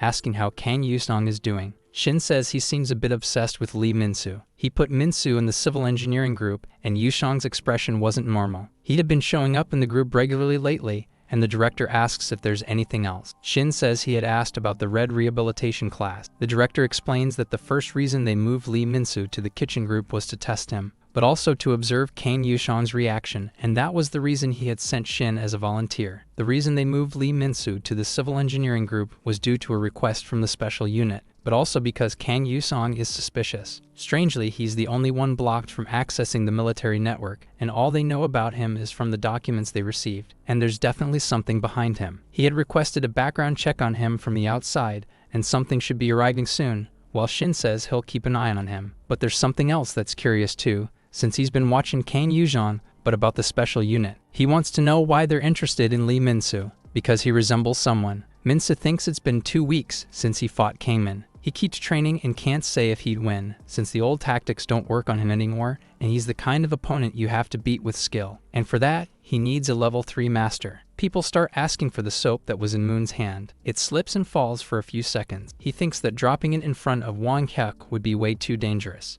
But a hand grabs the soap before it hits the ground. Minsu catches it quickly, hands it back to Moon and tells him to be more careful and not drop it, and Moon thanks him. But he wants to know what he just did, and how his body seemed way stronger this time. The guys get dressed in their room. Sejin says that Officer Kang doesn't seem like he's coming today and went on vacation all of a sudden. He asks about his training, and Minsu explains that he asked to organize the storage room instead. Chang-hee then calls out to Minsu, asking if he can talk to him privately for just a second. Minsu asks why the serious tone all of a sudden. Chang-hee says it's about the civil engineering team, and Minsu replies that he was there too. But he wants to know if it was him who turned off the lights, because it saved him from a bad situation. Chang-hee says he doesn't understand how terrifying Kangman really is. Minsu asks what he's doing taking off his pants. The guy suddenly looks surprised, wondering what that was on his leg. Chang-hee says he was Kangman's friend and subordinate. He's the gangster who ruled the Daeyeon-dong area, and Chang-hee was under his command, and once crossed him and ended up like that. If Kangman was only good at fighting, it wouldn't be a problem. But this guy is truly cruel, and anyone who defies him will suffer revenge. Chang-hee tells him not to go back to the civil engineering team because if he wants to stay in the rehabilitation class, he'd better back off. Minsu says they won't do anything with another officer around, and that he was just looking for another volunteer position, while Chang-hee asks if he's not heading to the office now. The guy reflects that if it's necessary for him and his brother's plan, he'll fight again. Kamen asks how things are going. His subordinate reports that he captured her and is taking her to the hideout now. Once they get there, he has to tell Kang Yuzhong where they are, so he should make sure he doesn't return to the rehabilitation class today. The guy asks what to do with the girl, and Kamen tells him to handle it however he wants. He laughs, saying there will be a party tonight. While Semin is still pretending to sleep, she opens her eyes next, thinking about Kamen and the rehabilitation class. This was different from what she expected, and those subordinates belonged to someone inside the rehabilitation center. Wondering if their goal was to buy time for Yusong, she had warned that she would be the bait, and Yusong warns that it's dangerous. Semin says they'd been tracking them all this time, and the target is either him or her. But maybe it's the darkness hidden behind the rehabilitation class, or the real culprit who framed Minsu, or someone connected to the Red Room of Rehabilitation. So it's crucial to find out who's behind this, and he can't let this chance slip away, while Yushong says if the target is her. But the girl hands him a key telling him not to worry, because if she's the real target in all this, he would come save her life without hesitation. The car finally passes through a tunnel, but Minsu catches up on Semin's motorcycle. He follows them from a fair distance, turning on the headlights and watching those idiots do their thing. Yusung thinks that Semin needs to hang in there this time, because he will definitely save her. Kangmin says he never expected this, because he asked to meet separately with him, calling the name Lee Chang-hee, who tells him to just ignore Minsu. He says he doesn't know why he became a target, but he's just someone trying to take care of the shop, and Kangmin asks why he should listen to him. Chang-hee says that now that he's part of the civil engineering team, he doesn't just want to speak as his subordinate, but also as his childhood friend. Back in elementary school, Kangmin and he were the best of friends possible, but after elementary school, Kangmin joined his brother's business. Chang-hee was dealing with his sick mother and lost contact with him due to personal circumstances. He got his license to enter high school and started working as a delivery driver, receiving an order to deliver to a customer. The boss tells him to drive safely,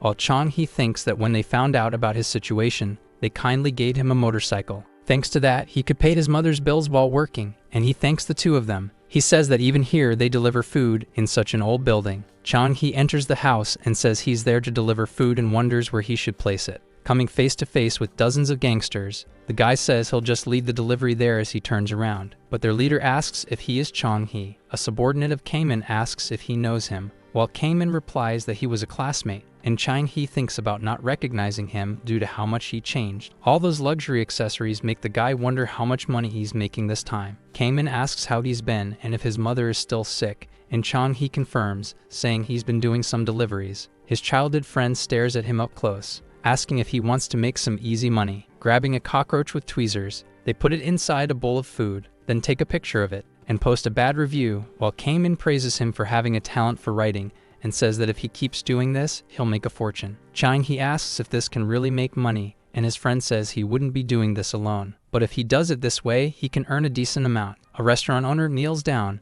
begging for forgiveness, saying he'll pay money if he just deletes the reviews. Kangmin tells him to deposit 3,000 today so they can be deleted, and the man says he understands and will do it right away. The money hits Chang-hee's account, and he wonders if that was his first salary, just for writing a few reviews, thinking that if he keeps earning money this way, he could pay his mom's hospital bills. But he remembers the Chinese restaurant owned by his uncle, where he lost his life. Chang-hee says he brought that on himself, and they said there were bugs in the food, leading to massive backlash and being forced to pay to get it deleted. But Mr. Kim had no fault, and after that, his store went bankrupt, making him do this, while they complained that people like that are worse than scum for doing it with food. Chang-hee thinks that this was the kind of thing he did under Kangmin's orders, and it was as if he had taken his uncle's life. Kangmin is writing on a piece of paper and questions what's going on, because the guy wants to confess. Chang-hee says someone who wasn't guilty lost their life because of them and asks if he doesn't feel guilty. Kangmin grabs him by the throat, repeating the word guilty, saying that if he felt that way, he wouldn't have started this business at all, and asking if he got emotional and found a way to make money only to confess afterward. He should know that Kangmin never forgets betrayal, while Chang-hee begs him to wait a second. His leg is stabbed with Kangmin's pen, who throws him to the ground, saying if he keeps talking like that, he'll make sure he looks like a total idiot. A man arrives, saying that his younger brother has a soft heart. Everyone bows in front of Kangwon, the head of the organized crime syndicate. Kangmin says his brother didn't tell him he was coming, but Kangmin orders him to shut down his operation because the police will be arriving soon. His brother asks if this guy tried to call the police. Kangmin replies that it's his own fault for not keeping his business quiet. There were too many victims, and someone lost their life. And if he had done a good job, he could have caught this guy in his place, and Kangmin asks if it's really going to end like this. But his brother asks what he thought would happen just because this was his subordinate, and Kangmin has to go too, since he's still a minor. So he gets the tattoo on his chest, and ends up joining Kangmin's gang. The boss asks if it's the first time since that day that they've spoken face to face like this, and that he came to him because of Minsu and had a similar thought. But he was also going to call him because of Minsu, since he stopped Yusan from coming. He doesn't have a way to call Lee Minsu, and Chang-hee asks what that means, only to be slammed against the table afterward. Kangmin asks if he knows why he ended up with the troublesome role of civil engineer. Because in the engineering group, if he gets injured or becomes a fool, no one will suspect a thing, and that'll make Minsu come to that place. The van parks in front of an abandoned house. The subordinate announces that they've arrived at the warehouse. The girl was being quietly held, but something about it felt strange, because she had been kidnapped and was still calm, while the boss replies that he sent the message to Yushan and he's not coming to the gang. Then he turns off his phone, saying that if he's worried about his girlfriend, he should come to this address at 12 o'clock sharp, and he knows what would happen if he's late. But Yushan tells them not to rush him,